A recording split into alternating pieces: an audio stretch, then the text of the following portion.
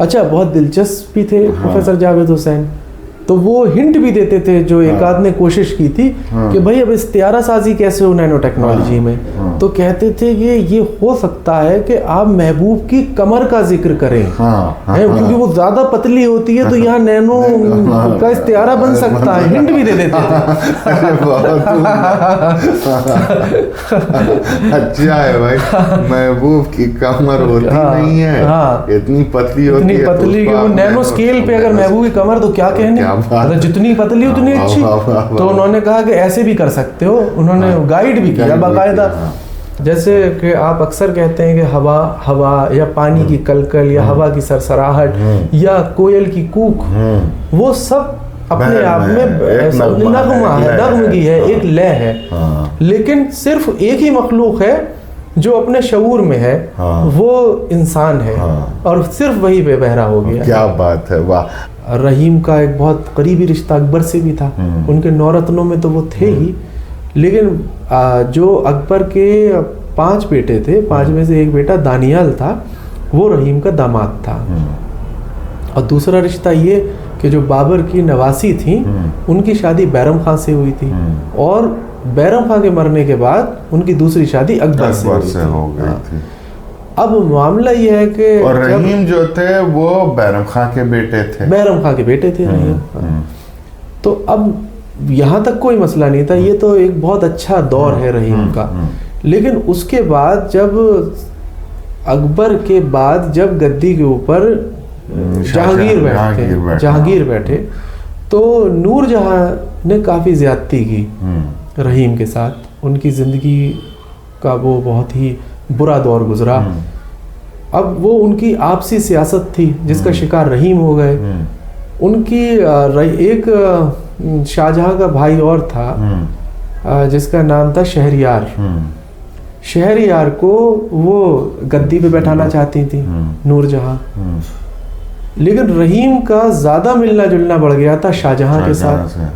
तो जिसकी वजह से उन्होंने उन्हें कैद खाने में डलवा दिया था नूरजहां ने, और रहीम के 2 बेटे और पोते सबको कत्ल करवा दिया था। अच्छा। आदाब नाज़रीन, आप देख रहे हैं रेडियो उर्दू का नया पॉडकास्ट। एक पॉडकास्ट की नई सीरीज़ हम लोग शुरू करने जा रहे हैं, जो एक मुख्तलिफ फ़न के एतबार से होने वाली है, और जो इंशाअल्लाह बहुत दिलचस्प होने वाली है। हम आज जिस मेहमान के साथ गुफ्तगू कर रहे हैं, मेरे ख़्याल में, मेरे ज़ाती ख़्याल में, अभी हिंदुस्तान में शायरी के उस मैदान में वो तकरीबन एक तन्हा इंसान है कि जो उस सिन्फ में काम कर रहा है, और एक बहुत ज़माने से वो काम कर रहे हैं, और काफ़ी कुछ उन्होंने उसकी तारीख़ के लिए, उसके मिजाज पर, उसकी तहज़ीब पर, उसके फ़नी कवायफ पर, इस तरह के बहुत सारे काम किए हैं। हमारी मुराद है जिस सिन्फ की, वो सिन्फ है दोहा। जी हाँ, दोहा निगारी अपने आप में एक बहुत कदीम सिन्फ है, जिसके ऊपर खाल खाल हमारे यहाँ उर्दू ज़बान में, उर्दू अदब में बहुत कम काम हुआ है। लेकिन एक शख्स हमारे साथ है जो नहायत दिलचस्प अपनी शख्सियत के एतबार से भी है और अपने फ़न के एतबार से भी है। तो हम लोग शुरू करने जा रहे हैं पॉडकास्ट का एक सिलसिला, जो दोहों की रिवायत, तारीख़, मिजाज, ज़बान, उसके फ़नी कवायफ वग़ैरह, इन सबों पर गुफ्तगू होगी इंशाअल्लाह। हम इस्तकबाल करते हैं अपने मेहमान अनस खां साहब का। तो अनस खां साहब, आपका बहुत बहुत शुक्रिया कि आपने अपने बहुत इस मसरूफ़ तरीन अपने वक्त में से थोड़ा सा वक्त रेडियो उर्दू को दिया। तो कबल इसके कि हम लोग दोहा निगारी के ऊपर आएँ और दोहों की तारीख़ और उसके फ़नी कवायफ और वग़ैरह वग़ैरह उन चीज़ों के ऊपर गुफ्तगू करें, हम चाहते हैं कि एक इंट्रोडक्शन आपका हो जाए, आपकी ज़बान से, कि प्रोफेशनली आप इंजीनियर हैं। तो इंजीनियर होने के साथ साथ आप एक कामयाब कारोबारी भी हैं। आप एक कंपनी, टेक्निकल कंपनी भी चला रहे हैं, जो बहुत सारे टेक्निकल मसाइल इंडस्ट्री के हल किया करती है। तो इतने सब के साथ साथ आप शायरी अगर कर रहे होते, गज़ल कह रहे होते तो हमको हैरत नहीं होती, लेकिन ये दोहा कहाँ से आया और दोहों का इंतखाब कैसे हुआ? नहीं, ये सवाल मुझसे अक्सर किया जाता है, क्योंकि उसके कुछ चंद वजूहात हैं। सबसे पहली बात तो ये है कि मैं इंजीनियरिंग का स्टूडेंट रहा, तो ये मुझ पे तोहमत ही लगती है कि आप इंजीनियरिंग स्टूडेंट हैं, आपने बाकायदा अदब नहीं पढ़ा है। हाँ। और उसके बाद आपने दोहे का इंतखाब क्यों किया? तो अब मैं खुद ये नहीं जानता कि मैंने दोहे का इंतखाब किया कि दोहे ने मेरा इंतखाब किया। क्या बात। बहरहाल मैं ये ज़रूर कहना चाहूँगा कि इब्तिदाई दौर में जब मैं दोहे कह रहा था तो मुझे ये नहीं मालूम था कि मैं दोहे कह रहा हूँ। अच्छा। मुझे ये लगता था कि शायद ये मैं गज़ल का शेर हो गया है, या मैं सिलसिलेवार कहता था तो मुझे लगता था गीत या नज़्म लिख दी मैंने। लेकिन बहुत लेटर स्टेज में मुझे ये पता चला कि उसमें वो लगभग दोहे के तकाज़े पूरे कर रहा था। तो ये मामला है। अच्छा, आप एक किस्सा सुनाते हैं अक्सर। जब हमने भी आपसे जब शुरू में हमारी आपकी मुलाकात हुई थी तो हमने भी कहा कि भैया ये दोहा कहाँ से आया, तो आपने अपने उस्ताद का एक किस्सा सुनाया था। तो क्या था वो? उन्होंने कुछ काम दिया था। हाँ, वो बात थी जब मैं बीटेक में था। हाँ। और मेरे ख्याल से 2004 की बात है। हाँ। तो उस वक्त कुछ ये प्रोफेसर जावेद हुसैन थे जो मसूद हुसैन खान लिंग्विस्टिक में जिनका बहुत बड़ा काम है, जामिया के वाइस चांसलर भी रहे हैं, तो ये उनके फर्जंद हैं। मसूद साहब के फर्जंद हैं प्रोफेसर जावेद हुसैन साहब। तो प्रोफेसर जावेद हुसैन साहब इंजीनियरिंग कॉलेज में अप्लाइड फिजिक्स के प्रोफेसर थे उस वक्त। अच्छा। और वो एक ओपन इलेक्टिव हुआ करता था हमारा, नैनो टेक्नोलॉजी, वो पढ़ाते थे। तो जब उन्होंने एक असाइनमेंट दिया उस वक्त, अच्छा नैनो टेक्नोलॉजी इतनी नई थी इदारों के लिए कि वहाँ पे कोई बुक्स अवेलेबल नहीं थी उस वक्त, कहीं नहीं थी। इवन कि इतनी ज़्यादा IITs में भी लैब 2004 में इस्टेब्लिश थी नहीं। तो उनका ये था कि आप कुछ असाइनमेंट एक होता था 15 नंबर का, तो उन्होंने कुछ नुक्ते दिए थे कि भाई इन पे जो कर लाएगा उसे 15 में से मैं अच्छे खासे नंबर दे दूंगा।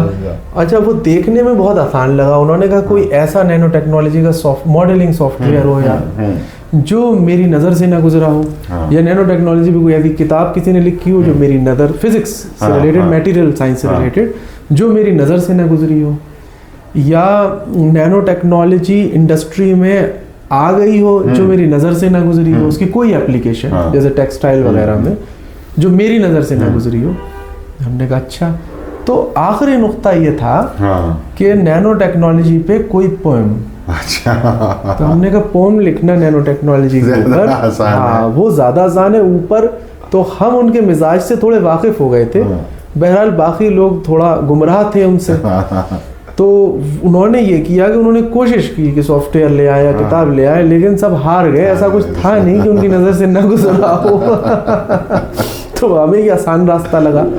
तो हमने उस वक्त एक गज़ल लिखी नैनो टेक्नोलॉजी पे, मतलब उसको फिट किया नैनो टेक्नोलॉजी को किसी तरह से। तो अब क्या हुआ कि अच्छा बहुत दिलचस्प भी थे प्रोफेसर जावेद हुसैन, तो वो हिंट भी देते थे जो एक आध ने कोशिश की थी कि भाई अब इस्तियारा साजी कैसे हो नैनो टेक्नोलॉजी में। तो कहते थे कि ये हो सकता है कि आप महबूब की कमर का जिक्र करें, क्योंकि वो ज्यादा पतली होती है तो यहाँ नैनो का इस्तियारा बन सकता है। हिंट भी दे देते थे। अच्छा है भाई, महबूब की कमर होती नहीं है, इतनी पतली होती है, पतली कि वो नैनो स्केल पे अगर महबूब की कमर तो क्या कहने, मतलब जितनी पतली उतनी अच्छी। तो उन्होंने कहा कि ऐसे भी कर सकते हो, उन्होंने गाइड भी किया बाकायदा। लेकिन जो गज़ल हुई वो कुछ ऐसी हो गई कि जब उन तक पहुंची तो उन्होंने हमें तलब किया अपने कमरे में, हम पहुंचे। अच्छा, रौब भी बहुत ज़्यादा उनका था क्योंकि वो उस वक्त डीन के ओहदे पे भी थे। अच्छा। हमारे ABU में इंजीनियरिंग कॉलेज में। तो अब ये था कि डीन की भाई एक हैसियत होती है, तब उन्होंने तलब किया तो हमने दो चार बातें कि कुछ ऐसा किया तो नहीं कि डीन साहब बुला रहे हैं। बुलाया तो चेहरा उनका गुस्से में सुर्ख हो जाता था, तो बहुत चरागपा गजल हाथ में लिए हुए। अच्छा, हमें ये नहीं मालूम था, वो हमारी लाइल्मी थी कि ये हमें नहीं मालूम था कि मैं उनके मसूद हुसैन साहब के फर्जंद थे, मतलब उर्दू खेल रही है उनकी इनके आंगन में। तो बहरहाल हमने फिजिक्स का प्रोफेसर समझ के हिमाकत कर दी। अब साहब जब वहाँ पहुंचे तो उन्होंने कहा ये क्या गजल है, और हमें 0 दे रखा था उन्होंने, लेकिन ये था कि बुलाया इसलिए था कि वो एक मौका और देना चाहते थे। बोले फिर कोशिश करो, और हमने गज़ल देखी, हमने कहा सर कुछ कहना चाहते हैं, क्योंकि हम बस चाह रहे थे किसी तरह से नंबर दें और हम यहाँ से निकलें और एग्ज़ाम की तैयारी करें। वो अटक गए, बोले नहीं नंबर कैसे दे दें, इसे दुरुस्त या तो करो। हमने कहा सर इसमें कमी क्या है ये बताइए। बोले कमी तो इसमें आपको दिख नहीं रही कमी। हमने कहा नहीं हमें तो नहीं दिख रही। बोले अच्छा आपको मालूम है बेबहरा लिख के लाए, एक शेर बहर में नहीं है, एक मिसरा बहर में नहीं है। तो हमने कहा भाई सर मामला ऐसा है कि आप फीलिंग्स देखिए, इमोशंस देखिए, ये ज़्यादा है, हमें बहर बाट में क्या रखा हुआ है। तो बोले अच्छा, बोले बात तो आप बहुत समझदारी की कर रहे हैं, एक काम कीजिए कि आप किसी शादी में जाएंगे तो आप एक उसके लिए शर्ट वगैरह पैंट खरीदेंगे। मैंने कहा हाँ। बोले किसी बहुत बड़े ब्रांड की आप शर्ट खरीद लीजिए 100% कॉटन, और जिसकी एक आस्तीन पूरी और एक आधी हो, क्या उसको पहन के चले जाएंगे शादी में। हमने कहा नहीं। बोले क्यों। हमने कहा हमारा मजाक उड़ेगा। बोले वही काम किया है आपने। बहरहाल वो वापस देके हमें बैरंग भेज दिया गया। तो हमने कहा कि अब गीत लिखते हैं, फिर मालूमात की उनकी तो क्या भाई ये सब तो बहुत उर्दू वाले लोग हैं। हमने कहा नहीं गज़ल से गलत पकड़ लिया गज़ल को। अब फिर हमने एक गीत लिखा, अब थोड़ा हिंदी की तरफ आ जाओ। जब गीत लिखा तो खुश हुए, एक्सेप्ट कर लिया, लेकिन एक फीडबैक दिया जो मेरी लाइफ के लिए टर्निंग पॉइंट था। उन्होंने कहा कि भाई अनस साहब आप क्या दोहे भी कहते हैं। मैं कहा नहीं मैंने तो सर कभी दोहा नहीं कहा। तो बोले आपके गीत में दोहे ही दोहे हैं। क्या बात है। तो बोले आप गौर कीजिएगा दोहों की तरफ, और आप अच्छे दोहे कह सकते हैं। तो ये इब्तिदा देख के लग रहा है कि आप कह सकते हैं। हाँ, कोई बहुत तारीफ नहीं की दोहों की, लेकिन ये कहा कि आपके अंदर पोटेंशियल है, आप दोहे कह सकते हैं। तो कहे नहीं, उसके बाद भी कई साल तक मैं सोचता ही, लेकिन बात ये मेरे जहन में बाज़गश्त करती रही। तो बहरहाल तो आखिर में फिर, लेकिन वही था कि मेरा इंस्पिरेशन वही जुमला था जो मेरा ध्यान गया। बाज़ औक़ात ऐसा होता है कि आपके अंदर कोई फ़न होता है, लेकिन बस आप उस तक पहुंच आइडेंटिफाई नहीं कर पाते। बड़ी चीज़ वही होती है। और वो है कि कोई एक सिर्फ गालिब है ज़माने पे, तो पूरा ज़माना उससे उसी की तरफ जाता है। अब शायरी में ये होता है कि शायरी का शौक़ तो हर आर्टिस्ट को होता ही है जिसके अंदर आर्ट है, लेकिन वो गुमराह हो जाता है। अब एक सिंफ अगर गालिब है तो वो तबाज़माई उसी सिंफ में करेगा, क्योंकि उसका एक एस्टैब्लिश स्टेज होता है। ठीक है, वो फिर उसके नाक़िदीन मौजूद हैं तो उस कसौटी पे परखने के लिए, कसने वाले बचाने वाले। तो एक उसका पूरा इकोसिस्टम है। हाँ, बाकी अब दूसरी में नहीं जाएंगे, वहाँ पे इकोसिस्टम ही नहीं है। प्रॉब्लम ये है।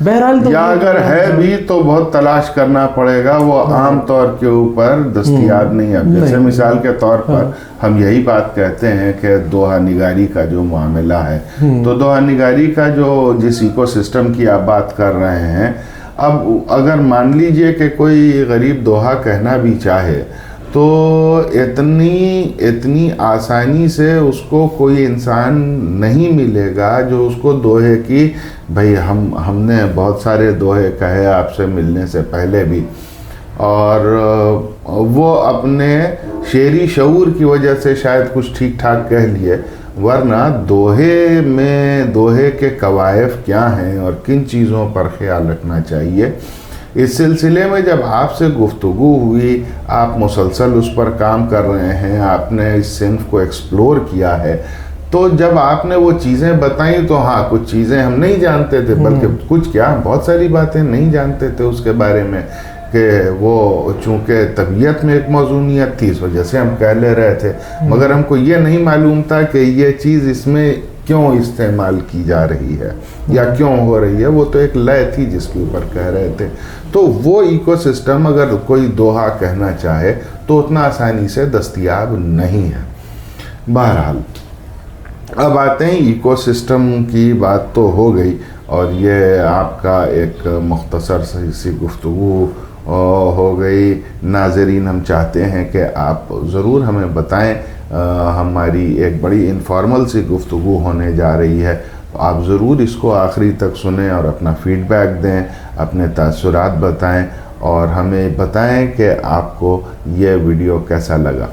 तो अनस भाई, अब आते हैं, मेरा एक ज़ाती ख़्याल है, हम वहीं से बात शुरू करते हैं कि इंसान ने जब बोलना सीखा होगा तो हम ये देखते हैं कि कुछ आवाज़ें तो ऐसी हैं कि जो उसको सीखने की ज़रूरत नहीं है। मिसाल के तौर पे जब वो पैदा होता है और रोता है, तो रोने के दरमियान जो वो जिस तरह की आवाज़ें निकालता है, वो आवाज़ें उसको सीखने की ज़रूरत नहीं है।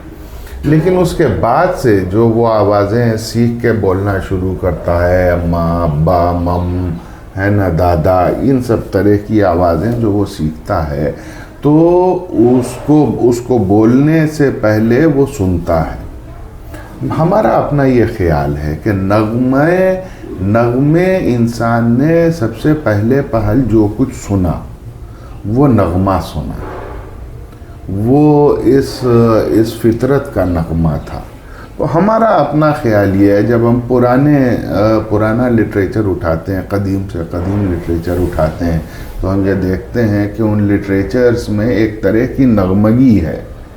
मेरा ज़ाती ये ख्याल है, वल्लाह आलम ये दुरुस्त है कि नहीं, और इसकी कोई सनद हमारे पास नहीं है, मगर हमको ये लगता है कि इंसान ने जब बोलना शुरू किया होगा और इजहार करना शुरू किया होगा और ज़बानें बनी होंगी, तो उसमें जब उसने लिखना शुरू किया या बोलना शुरू किया, तो उसने नगमे में बोलना शुरू किया, एक तरह की लय में बोलना शुरू किया होगा। इसलिए कि आज भी जब हम उन फितरत की तरफ जाते हैं तो हम जो भी आवाज़ सुनते हैं वो एक लय, एक रिदम, एक हारमनी में। आपका इस बारे में क्या ख्याल है? मैं वहीं से बात शुरू करूंगा जो आपने कहा कि एक छोटे बच्चे का आपने एक एग्जाम्पल लिया। देखिए, जब से ह्यूमन रेस इवॉल्व हुई और सिविलाइज्ड हुई और बोलचाल शुरू हुई, ज़बानें अपने वजूद में आईं, उसका तो कोई हिस्टोरिक एविडेंस नहीं है कि वो किस तरह आई। पहले मतलब प्रोज आया या पहले पोइट्री आई। लेकिन ये बात बिल्कुल ठीक है कि अगर हम पुराना संस्कृत टेक्स्ट देखें, अपभ्रंश देखें, या पाली का मिलता है कहीं पे भी इनग्रेव्ड, या कहीं कुछ हमें प्राकृत का मिलता है, तो ज़्यादा ज़ख़ीरा जो है वो पोइट्री का है प्रोज के मुकाबले। लेकिन उसके बावजूद भी हम ये कंक्लूड नहीं कर सकते बिल्कुल कि पहले नस्र थी या नज़्म थी। हाँ, लेकिन अगर आप उसका एक बहुत ही मैक्रो से माइक्रो वर्जन देखना चाहते हैं, तो आप एक छोटे बच्चे को देखिए, उसका सफ़र। तो छोटा बच्चा पहले जो बोलना शुरू करता है, मामा, पापा, ताता, तो मुझे किसी ने बताया था कि सबसे पहले ये जो औज़ान है, जिन्हें बाट भी बोलते हैं, कि वजूद में कैसे आए। तो फैलून कैसे आया कि किसी लोहार के टन टन करने की आवाज़ सुनी और उससे ये फैलून बना जो पहला बाट था। तो कोई भी बच्चा पहले पापा या मामा वही बोलता है, वो पहले बाट बैठा। हाँ, उसके बाद वो बाटों से एक बहर को तरतीब देता है। तो अब जब हम बच्चे से बात करेंगे और बच्चा हमें बोल के सुन रहा होता है, फ़र्क सिर्फ इतना होता है कि हमारी जो नस्र है, जो बेबहरी नस्र है, सिर्फ वो उसको कन्वर्ट कर देता है बहर में। हम बच्चे से बात करते हैं कि मैं नहीं कर पा रहा हूँ, वो कहता है कि मैं कर पा रहा नहीं हूँ, तो हमें लगता है कि वो ग्रामेटिकली रॉन्ग है, व्याकरण की गलती है, लेकिन वो अपने आहंग में होता है, अपने बहर में होता है। तो मुझे ऐसा लगता है कि ये जो सफ़र है ना, ये बेशऊर से शऊर का सफर है, और जब हम अपने शऊर में आ जाते हैं तो हम बेबहरे हो जाते हैं। यानी हम, अल्लाह हमको बहर में रखता है, हम अपने जानते अपनी काबिलियत में बेबहरे हो जाते हैं। क्या बात है। जो कुदरत की रॉ फॉर्म है वो बहर ही है। जैसे कि आप अक्सर कहते हैं कि हवा या पानी की कलकल या हवा की सरसराहट या कोयल की कूक, वो सब अपने आप में नगमगी है, एक लय है। लेकिन सिर्फ एक ही मखलूक है जो अपने शऊर में है, वो इंसान है, और सिर्फ वही बेबहरा हो गया। क्या बात है, वाह। अच्छा, आपने बड़ी अच्छी बात कही। आपने एक लफ्ज़ ऐसा इस्तेमाल किया कि जिस पर आपका बड़ा स्ट्रेस है। तो हम ये चाहते हैं कि दोहे की तारीख़ या दोहे के वजूद और उसका सफ़र और उसके अदवार, इस पर गुफ्तगू करने से पहले बड़ी ख़ूबसूरत एक लफ्ज़ आपने इस्तेमाल किया, आहंग, है ना। और हमारी आपकी इसके ऊपर पता नहीं हम दोनों भाइयों ने कितनी रातें काली की हैं एक साथ बैठ करके और बात करके। तो हम ये चाहते हैं कि वो जो हम लोगों ने कई रातों में गुफ्तगू किया, हालांकि वो बड़ी तवील है, मगर उसको समेटा जाए यहाँ पर। तो हम यहाँ से गुफ्तगू शुरू करते हैं आहंग के हवाले से, कि जैसा हमारा भी मानना है कि कोई भी बात अगर आप वज़न और बहर में कह दे रहे हैं तो वो शेर नहीं है। उसके शेर होने के, किसी दो मिसरों के शेर होने के अपने तकाज़े हैं। उन तकाज़ों को अगर वो दो मिसरे नहीं पूरा करते तो वो शेर नहीं है, वो और कुछ हो सकते हैं। उसी तरह आप ये बात कहते हैं कि दोहे जो हैं वो सिर्फ बहर में कही हुई एक बात नहीं है, यानी जो भी उसकी बहरें हैं दोहे की, उसमें अगर आपने दो मिसरे कह दिए, वो बड़े मरबूत भी हैं, है ना, वो बड़े फ़लसफ़ियाना भी हैं, उनमें बहुत मिसाल के तौर पे तहदारियाँ भी हैं। ये तमाम चीज़ें होने के बावजूद उसमें अगर एक चीज़ नहीं है जिसको आप आहंग कहते हैं, तो अगर आहंग नहीं है दोहे में तो दोहा बेबहरा है, ये बात आप कहते हैं। हम ये चाहते हैं, और हम इस बात से आपकी मुत्तफ़िक़ हैं, 100% मुत्तफ़िक़ हैं। हम ये चाहते हैं कि इस हवाले से ओपनिंग स्टेटमेंट के तौर के ऊपर कि दोहा क्या है और आहंग क्या है, और बहर और आहंग में क्या मतलब, ये दोनों कैसे मिल करके एक पैकेज बनाते हैं जिसको दोहा कहा जाता है। देखिए, दोहे में सिराज भाई आहंग की ज़्यादा अहमियत है। सौती आहंग की बात कर रहे हैं हम, वो दोहे में बहुत ज़्यादा अहमियत है। उसकी वजह है, एक तो ये कि दोहे के दो मिसरा बीच में टूटता है और पॉज होता है मिसरे में, ठीक है, और 4 हिस्से होते हैं उसका, विषम और सम हिंदी में कहा जाता है। तो पहले में विषम और सम, फिर विषम और सम, जहाँ मिसरा बीच में टूट रहा है आपको एक पॉज मिल रहा है। तो मैं कभी कभी बहुत लाइटर मूड में ये कह भी देता हूँ कि भाई, कोई मुझसे पूछा जाता है कि भाई गज़ल के शेर में अक्सर गुफ्तगू में पूछते, कब इनफॉर्मल या फॉर्मल गुफ्तगू होती है, तो एक सवाल बहुत कॉमन है जो आपने नहीं किया, वो ये है कि गज़ल के शेर में और दोहे में क्या फ़र्क है। ज़्यादातर उर्दू वाले ही पूछते हैं ये सवाल। तो मैं इसको मेटाफर में बात करने की मेरी आदत है, तो मैं कहता हूँ कि भाई वही फ़र्क है जो तलवार में और नानचाक में है। क्या बात है। तलवार अपने आप में मुकम्मल है। हाँ, मतलब जैसे गज़ल में एक मिसरा है, बीच में वो टूट नहीं रहा। बहरे मीर को छोड़ दिया जाए तो तमाम बहूर में वो एक, और वो उसे नगमगी देता है, वो सपोर्ट करता है गज़ल को, इसलिए कि गज़ल जो है वो श्रृंगार रस की शायरी है। बिल्कुल ठीक है, आप कुछ भी कहें गज़ल में, लेकिन क्लासिक तो वही है कि जहाँ पे आप श्रृंगार की बातें कर रहे हैं गज़ल में, जमालियाती शायरी है। अब जबकि वो एक रस है तो अब आपको ज़्यादा ज़रूरत नहीं है गज़ल में आहंग पे बात करने की, सौती आहंग, क्योंकि आप जो है एक ही रस की अदायगी कर रहे हैं, इसीलिए ऐसे लफ्ज़ों अल्फाज का इंतखाब किया गया है, जैसे मेरे हम नफस, मेरे हम नवा हैं। अब आप ये बताइए कि हम जब अपने महबूब से गुफ्तगू असल ज़िंदगी में कर रहे हैं तो मेरे हम नफस, मेरे हम नवा क्या हम इस्तेमाल करते हैं? ये गज़ल की ज़बान है। तो वही मखमली अल्फाज मिसरे में बहते हुए पानी की तरह चले जाते हैं और उसी रस की अदायगी हो जाती है, एक ही रस है। बिल्कुल। अब मामला क्या है कि जब आप दोहे में आएंगे तो क्योंकि दोहे की तारीख बहुत तवील है, अभी हम उसके ऊपर गुफ्तगू भी करेंगे, तो वही है कि 8वीं सदी से लेके 21वीं सदी तक दोहे का ट्रैवल है। तो अब उसको सूफियों ने भी बरता है, संतों ने भी बरता है, ठीक है। तो उसके बाद उसके अलावा धार्मिक ग्रंथों में भी मिलता है, ठीक है। फिर उसके बाद जो है वो आपके महाकाव्य में भी मिलता है, फिर वो खंड काव्य में भी मिलता है, फिर वो मुक्तक की तरह भी मिलता है कि 2 मिसरे के तौर पे खाली इस्तेमाल हो रहा है। तो उसमें बहुत रंग है, व्यंग भी है दोहे के अंदर। कबीर में आपको देखिए कितना व्यंग किया है समाज पे कबीर ने।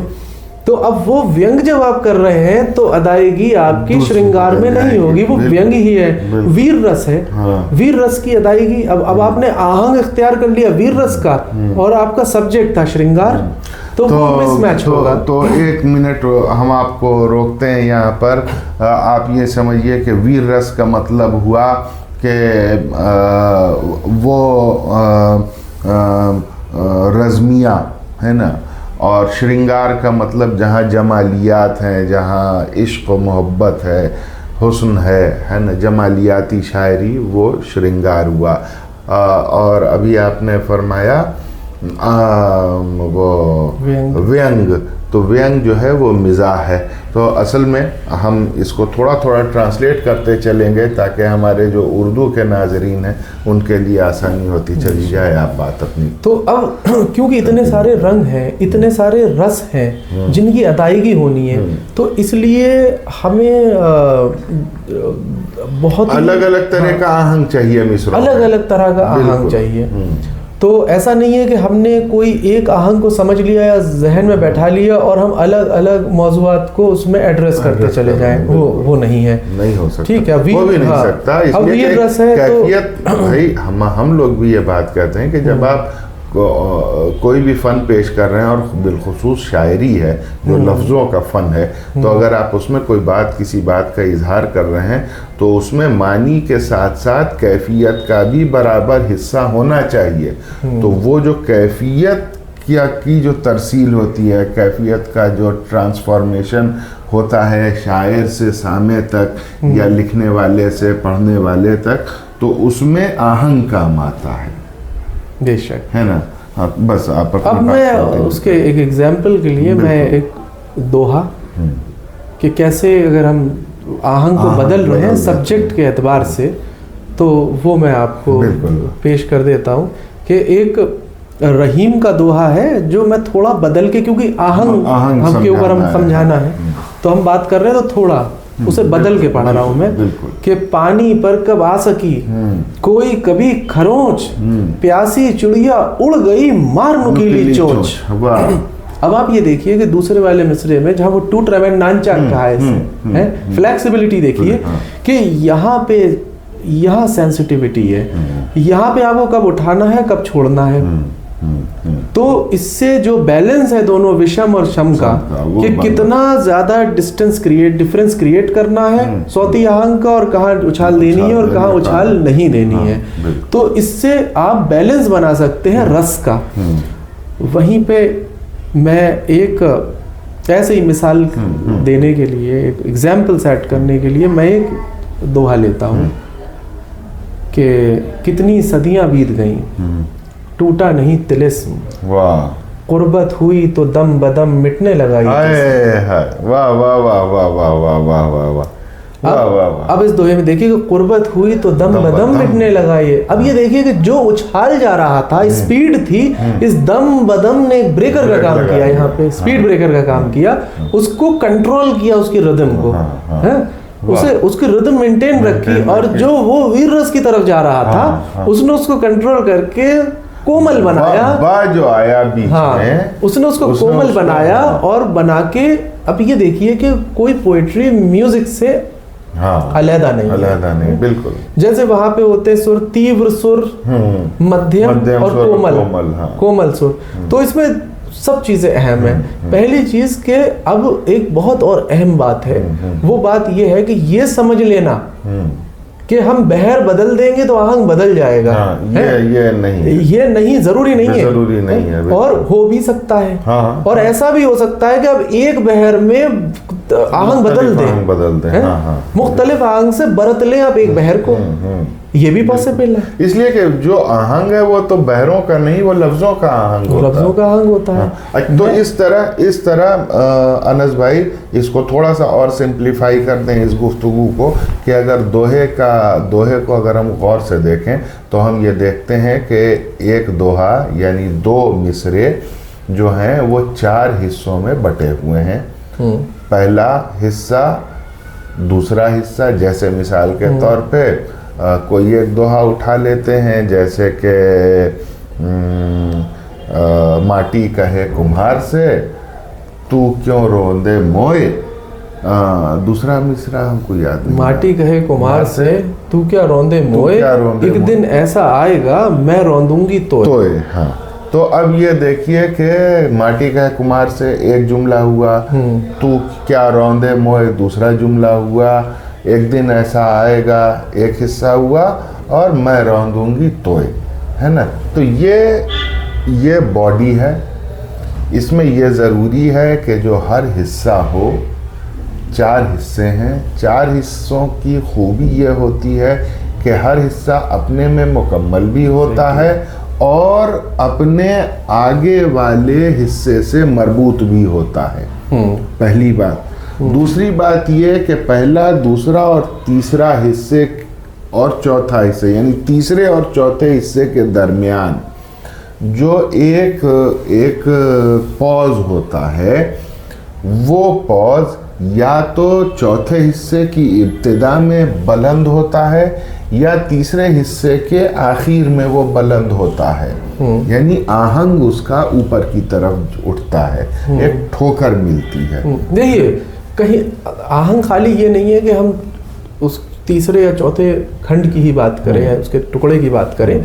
बात यह है कि आहंग कहीं से भी बनाया जा सकता है। लेकिन ये हिस्सा, चौथा हिस्सा इसलिए सेंसिटिव ज्यादा है क्योंकि वो पंच लाइन है। दोहे में क्या होता है कि वहाँ खुलासा होता है किसी बात का। पहले मिसरे से आप प्रिडिक्ट नहीं कर सकते दूसरे मिसरे को, ठीक है। गहरी बात कहना, कूजे में सागर को भर देना, है कूजे में कैफियत कुछ रुबाई की भी है। हाँ, वही मामला है।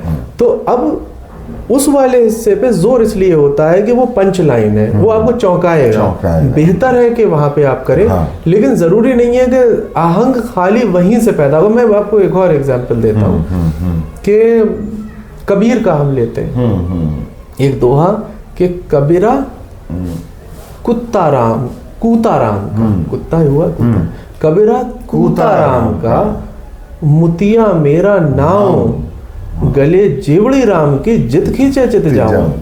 अब आप गौर कीजिए कि कबीर ने क्या कहा। ये आध्यात्मिक दोहा था, इश्क़ हकीकी पे मबनी था, बिल्कुल है? तो श्रृंगार का ही हो गया। तो अब उसको इसे कोमल बनाना था, कोमल स्वर थे वहां पे, तीव्र नहीं होंगे। कुत्ते पे तशदीद है, कुत्ते की जगह उसने उसको कूता बना के इस्तेमाल किया, उसने कोमल कर दिया उस ध्वनि को, उसके सौती आहंग को कोमल किया, सॉफ्ट किया, नर्म किया। उसने कैसे किया? उसने कुत्ते को कूता कहा कि कबीरा कूता राम का, मुतिया मेरा नाव, गले जेवड़ी राम की जित खींचे चित जाऊं। अब आप देखिए सारे ही कोमल अल्फाज का इंतखाब किया गया है यहाँ पे। क्या बात है। क्योंकि ये श्रृंगार रस हो गया। क्या बात है। अब हमने एक बात ये कही कि आहंग के हवाले से कि एक ये भी बहुत कन्फ्यूजन है कि बहर अगर एक है तो आहंग एक होगा, ऐसा बिल्कुल नहीं है। हाँ। अब एक दोहा मैं आपको कोट करता हूँ और मैं अब्रज और अभ्रंश करूँगा तो हो सकता है बहुत सारे व्यूअर्स आपके ऐसे हों कि आशना ना हो इन बोलियों से। बिल्कुल। तो मैं हिंदुस्तानी ज़बान का लेता हूँ तो निदा फाजली का एक दोहा है कि मुझ जैसा एक आदमी मेरा ही हम नाम उल्टा सीधा वो चले मुझे करे बदनाम। ठीक है, 4 टुकड़े, चारों अलग है। मुझ जैसा एक आदमी अपने आप में एक मुकम्मल सेंटेंस है। मेरा ही हम नाम, ठीक है, दूसरा सेंटेंस हो गया। उल्टा सीधा वो चले, तीसरा सेंटेंस हो गया। मुझे करे बदनाम, चौथा सेंटेंस हो गया। यहाँ पे उन्होंने थोड़ा चौंकाने की कोशिश करी कि बात ठीक है मेरी ही हो रही है, मेरी ही हो रही है। हाँ, अभी मुझ जैसा एक आदमी था तो अब वो तकाजे, तमाम तकाजे दोहे के पूरे हो रहे हैं। दोहे की बहर भी ठीक है, सारी चीजें ठीक होने के बाद, मतलब बहर ठीक है या हिंदी में कहें तो मात्राएं ठीक हैं, पूरी हैं। सब्जेक्ट को ठीक एड्रेस किया गया है। चौथे ही मिसरे में खुलासा भी हुआ है सब्जेक्ट का, मजमून भी ठीक है, सब कुछ ठीक है। उसके बावजूद भी लुत्फ नहीं पैदा हो रहा है। कुछ लग रहा है कि वो जो एक नगमगी होती है, जो एक रदम होती है, वो कुछ मजरू होती दिखती है दूसरे मिसरे में। दोहे के एतबार से, दोहे के एतबार से, गजल के एतबार से तो ठीक है। दोहे के एतबार से थोड़ी सी, जैसे कि मैं फिर से पढ़ता हूँ कि मैं थोड़ा सा बिगाड़ के पढ़ता हूँ रहीम का दुआ, कि वो मुझे ज़्यादा लुत्फ देता है जब मैं स्पेशली आहंग की बात करता हूँ। और इसलिए भी थोड़ा बदल के पढ़ता हूँ कि वो अवधि में है तो वैसे कनेक्ट नहीं होता, हम उन आवाज़ों को इतना समझते नहीं है। कि पानी पर कब आ सकी कोई कभी खरोंच, प्यासी चिड़िया उड़ गई मार नुकीली चोंच। अब ध्यान दीजिए, चौथे टुकड़ा शुरू हो रहा है मार से और यहीं उठा दिया है मिसरे को, खूबसूरत आहंग पैदा कर दिया है। वैसे ही मामला होना चाहिए था। मुझ जैसा एक आदमी मेरा ही हम नाम उल्टा सीधा वो चले मुझे करे बदनाम। बुझ गया, मुझ के ऊपर बुझ गया, बैठ गया।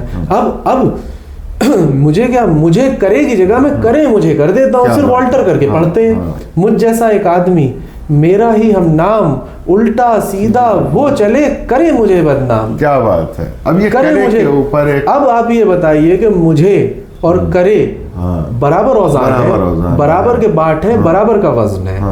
बहर कहीं नहीं तब्दील हो, लेकिन सिर्फ इधर का उधर कर देने से आहंग एकदम से बदल गया। बिल्कुल, वाह वाह वाह वाह।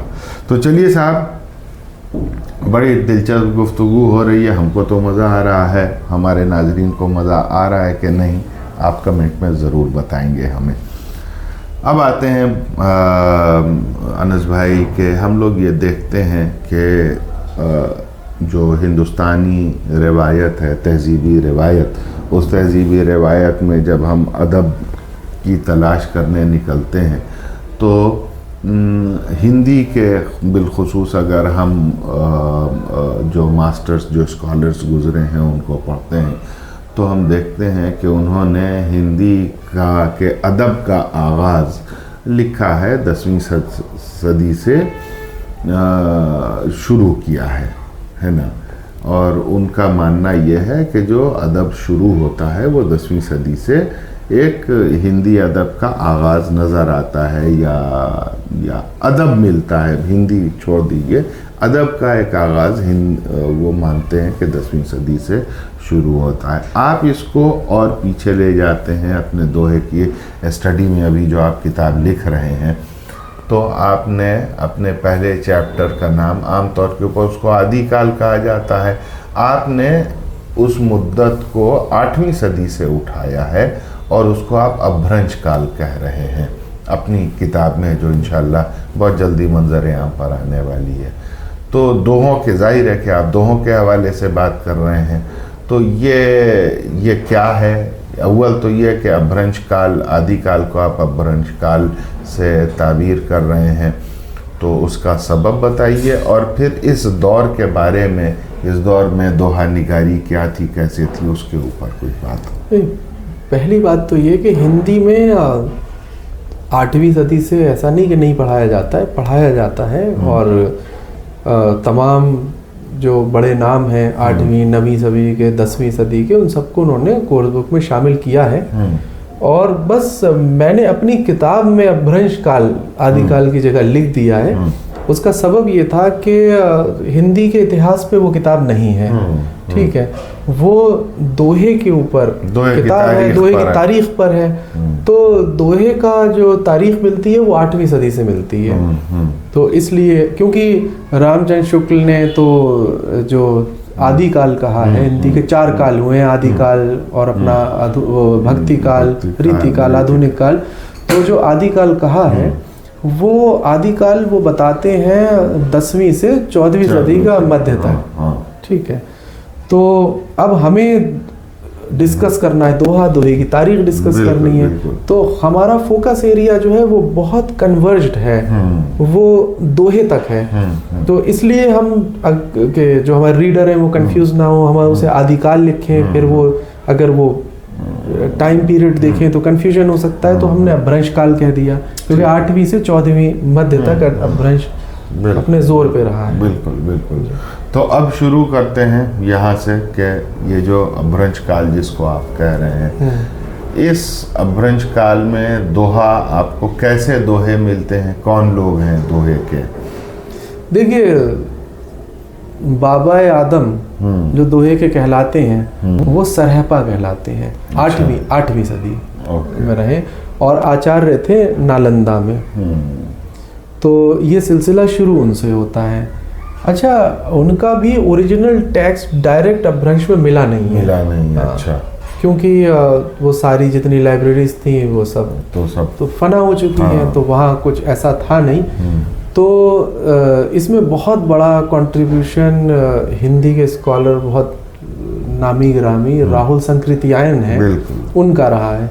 तो वो तिब्बत गए, और क्योंकि उस ज़माने में ये बताते हैं 8वीं सदी में जब ये सिद्धि पुरुष थे, मतलब सिद्धि पुरुष से मतलब यूं समझ लें आपके एनलाइटेंड योगीस। तो ऐसे 84 योगी हुए जिन्हें बहुत एनलाइटेंड माना गया है, तो नाथ में, बौद्धों में, तो उनमें से एक ये थे। तो उस ज़माने में ये कहते हैं कि 8वीं सदी तक आते आते, मतलब 4वीं-5वीं सदी में ये यूनिवर्सिटी इस्टेब्लिश हो चुकी थी, नालंदा यूनिवर्सिटी, गुप्ता पीरियड में। लेकिन 8वीं सदी में बताते हैं कि ये बहुत उरूज पे थी, और उस वक्त 10,000 स्टूडेंट्स थे इस यूनिवर्सिटी में, और रेजिडेंशियल यूनिवर्सिटी थी। तो कहते हैं दुनिया की सबसे बड़ी रेजिडेंशियल यूनिवर्सिटी थी नालंदा। हाँ, और 2000 टीचर थे इस यूनिवर्सिटी में। तो तिब्बत से बहुत स्टूडेंट आया करते थे, क्योंकि जाहिर सी बात है बौद्धों की यूनिवर्सिटी थी। तिब्बत से आते थे, इंडोनेशिया से आते थे, मलेशिया से आते थे, साउथ एशिया से बहुत स्टूडेंट आते थे। तो राहुल संकृत्यायन का कयास था कि शायद ये उनको सरहपा को खोज रहे थे वो, तो तिब्बत की लाइब्रेरी में मिल जाए, उस ज़माने में स्टूडेंट आए हों और उन्होंने तिब्बती ज़बान में उन्हें दर्ज कर दिया हो। तो फिर उन्होंने तिब्बती ज़बान सीख के तिब्बती से अपभ्रंश में दोबारा ट्रांसलेट किया। क्या बात है। तो ये बहुत बड़ा उनका कंट्रीब्यूशन है। तो सरहपा को हम पहचान पाए। सरहपा की शख्सियत के बारे में आपने बड़ी कुछ दिलचस्प बातें बताई। हम चाहते हैं कि आप हमारे नाजरीन के लिए भी कुछ बातें सरहपा हम अब इस बात से सरहपा की शख्सियत का अंदाज़ा लगाइए कि आज हम 21वीं सदी में हैं। 21वीं सदी में होने के बावजूद भी हम वो बातें सोच नहीं पाते जो सरहपा कर गुजरे हैं। हाँ। सरहपा काफ़ी बुजुर्ग हो चुके थे और उस वक्त नालंदा यूनिवर्सिटी में ही थे। जाहिर सी बात है सिद्धि प्राप्त थी उन्हें, और प्रोफेसर थे आज के हिसाब से। बिल्कुल, हाँ। प्रोफेसर का ही ओहदा था उनका, आचार्य। अच्छा, प्रोफेसर ही थे। तो उन्होंने शादी नहीं की थी। अच्छा, वो दौर वो था कि ये जितने ज्यादातर बौद्ध थे ना, ये ब्राह्मण से बहुत कन्वर्ट हुए थे। अच्छा, हाँ, जो आचार्य थे, जितने बड़े नाम आपको मिलते हैं जैनियों में, बौद्धों में, ये सब ब्राह्मण से कन्वर्टेड हैं। अच्छा, 8वीं 9वीं 10वीं शताब्दी में। तो सरहपा भी ब्राह्मण से, बाय रिलीजन बौद्ध थे, वैसे थे ब्राह्मण। हाँ, लेकिन बड़ी बात यह है कि सरहपा के जो दोहा कोश है, जो ट्रांसलेशन आपको वहाँ पे इनका मिलता है, राहुल संकृतियायन ने किया है, उसमें पहले 12 दोहे ब्राह्मणवाद के खिलाफ हैं। क्या बात है। आज मुझे नहीं लगता इतनी जरूरत किसी में है जो कास्टिज्म के खिलाफ खड़े होके बात कर पाए। हाँ। और उस जमाने में वो बात कर रहे थे, जबकि उस जमाने में ये जो तबकाती जो तशद्दुद था, तबकाती जो शिद्दत थी, वो बहुत ज़बरदस्त और बड़ी गहरी हुआ करती थी भाई। मतलब हद ये है कि अगर ब्राह्मण के ऊपर किसी शूद्र का साया पड़ जाता था तो वो अशुद्ध हो जाता था। दूसरी बड़ी बात सिराज भाई कि वो जो दौर था वो डेमोक्रेटिक इंडिया नहीं था। हाँ, तानाशाही थी। तानाशाही के दौर में ऐसी बातें कर लेना। और आज के आधुनिक हिंदुस्तान में आप ये बताइए कि कितने बड़े बड़े साइंटिस्ट हुए, कितने बड़े बड़े स्कॉलर्स हुए, कितने बड़े बड़े पॉलिटिशियंस हुए, क्या आपने सुना कि किसी ने कास्टिज्म के खिलाफ खुल के बोला हो? बोल ही नहीं सकते। बिल्कुल। और आज जबकि हमें फ्रीडम ऑफ स्पीच है, और 8वीं सदी, जस्ट इमेजिन 8वीं सदी में ब्राह्मणवाद के खिलाफ बात करना बहुत बड़ी बात थी। तो वो आपको सरहपा के यहाँ आपको मिलेगा। दूसरी बात, बहुत ओपन माइंडेड थे, बहुत लिबरल थे सरहपा। तो सरहपा एक छोटी जात की लड़की थी जो सरकंडे की तीर बनाया करती थी। अच्छा। और वहीं एक बाहर यूनिवर्सिटी के एक छोटी सी झोपड़ी में रहा करती थी। तो यूँ समझ ले आदिवासी लड़की थी। तो और सरहपा से उम्र में 1/3 होगी। तो सरहपा उससे इश्क कर बैठे। अब क्या होता है कि शील होती हैं। अब आप इतने बड़े ओहदे पे भी हैं और फिर आपको सिद्धि प्राप्त है, तो आप अपनी शील नहीं तोड़ सकते। अच्छा। हाँ। शील मतलब शील क्या होते हैं? प्रोटोकॉल। हाँ। अब कुछ मजहबी प्रोटोकॉल्स भी होते हैं, कुछ ओहदे के प्रोटोकॉल्स हैं, कुछ मजहबी प्रोटोकॉल्स हैं। तो अब क्या है कि सरहपा ने यूनिवर्सिटी छोड़ दी और सब कुछ त्याग दिया था उसके लिए, और लिव इन में रहा करते थे खुल के उस जमाने में। क्या बात है। तो ये अब आप इससे अंदाजा लगाएं उनकी शख्सियत का। 8वीं सदी के कितना ओपन माइंडेड आदमी, और जितनी कुनीतियां थी उन सब के खिलाफ मोर्चा खोला हुआ था। तो दोहा कोश में जाके आपको, अच्छा एक और बहुत इंटरेस्टिंग बात है कि जब मैंने वो दोहा कोश पढ़ा सरहपा का, तो मुझे सरहपा की छाप कबीर में बहुत नजर आई। अच्छा। आज क्या है कि हम कबीर को पढ़ रहे हैं क्योंकि वो आसान जबान है और हमारी समझ में आ रही है, और हमने उससे पहले वालों को पढ़ा नहीं है। तो एक तरह से जो 8वीं, और मेरा बहुत फोकस अपनी किताब में भी 8वीं से 10वीं सदी तक ज्यादा रहा है, क्योंकि ये वो पीरियड है जो ज्यादा पढ़ाया नहीं गया है। 8वीं से 14वीं नहीं 10वीं नहीं, उसके नीचे तो पढ़ाया गया है ना। तो 12वीं सदी में हेमचंद सूरी पढ़ाए जाते हैं, फिर वो अब्दुल रहमान पढ़ाए जाते हैं, वो तो पढ़ाए जाते हैं। लेकिन सरहपा, जुइंदू, स्वयंभू, इनका जिक्र तो नाम का बस नाम आ जाता है कि ये थे, लेकिन वो लिटरेचर नहीं पढ़ाया जाता है उनका। लेकिन जब आप वो मौज़ूआत देखेंगे तो आप हैरान होंगे कि 8वीं सदी में वो बातें कही जा रही थी। और जो मैंने पहले बात कही कि उसकी छाप 15वीं सदी में कबीर में बहुत गहरी नजर आती है, बहुत गहरी। और जिसने एक रेवोल्यूशन ला दिया था, भक्ति मूवमेंट के ब्रांड एम्बेसडर थे कबीर, और वो 8वीं सदी में सरहपा कर चुके थे। सरहपा के यहाँ आपको दोहों में पहेलियां भी मिलेंगी, क्या मुकरियां भी मिलेंगी। अच्छा। हाँ, क्या मुकरियां भी हैं सरहपा के यहाँ है। क्या बात। और सरहपा के यहाँ अब आप मौज़ूआत देखें सरहपा के दोहों के, तो जाहिर सी बात है कि वो अब ब्रंश में पढ़ने का कोई फायदा नहीं। हाँ, मैं उनको मैं उनका मफहूम बता देता हूँ कि सरहपा कहते हैं कि अगर नंगे रहने से मुक्ति मिलती तो जितने भी कुत्ते और सियार हैं सब मुक्त हो जाते। क्या बात है। हाँ। मतलब आत्मा की मुक्ति की बात हो रही है, जो एक धार्मिक माइथोलॉजी है। फिर वो ये कहते हैं कि मोर पंख ग्रहण कर लेने से अगर मोक्ष प्राप्त हो जाता तो सबसे पहले मोर को ही मोक्ष प्राप्त हो जाता। ठीक है। और वो ये कहते हैं कि अगर सर मुंडा देने से अगर आपको मोक्ष की प्राप्ति हो जाती है तो सबसे पहले स्वर्ग में भीड़ चली गई होती है। हाँ, इसलिए कि सबसे ज्यादा मूंडी जाती है। अब आप ये देखिए कि कबीर ग्रंथावली जो सबसे ऑथेंटिक है श्याम सुंदर दास की, उसमें कबीर का दोहा आप सुनिए, नंग फिरे जोग ना होई, वन का मृग मुक्ति गया कोई, मुंड मुंडाए जो सिद्धि होई, स्वर्ग ही भेड़ न पहुंची कोई। क्या बात है, वाह। ये उनके कबीर कह रहे हैं। कबीर कह रहे हैं। और कब कह रहे हैं? 15वीं सदी में के कबीर, 15वीं 16वीं इसी तरह। अच्छा, तो ये बात जैसा आपने सरायपा के बारे में बताया कि वो एक रिवॉल्यूशनरी इंसान थे, उन्होंने मुआशरे में एक बेदारी के लिए उन्होंने काफ़ी दोहे लिखे। अब हम ज़रा सा दोहे के मौज़ूआत में और ज़्यादा फैलाव करते हैं। ये तो जो दोहे आप बता रहे हैं, ये दोहे सबक आमोज दोहे हैं। इनमें बातें वो की गई हैं कि जो कौमों की फलाह के लिए, है ना, ये मैसेजेस हैं, है ना। ये तो एक ये बहुत ज़्यादा मिलता है, और ख़ास तौर से मजहबी जो दोहे कहे गए हैं, जो मजहबी लिटरेचर है, वो बहुत सारा दोहों में मिलता है।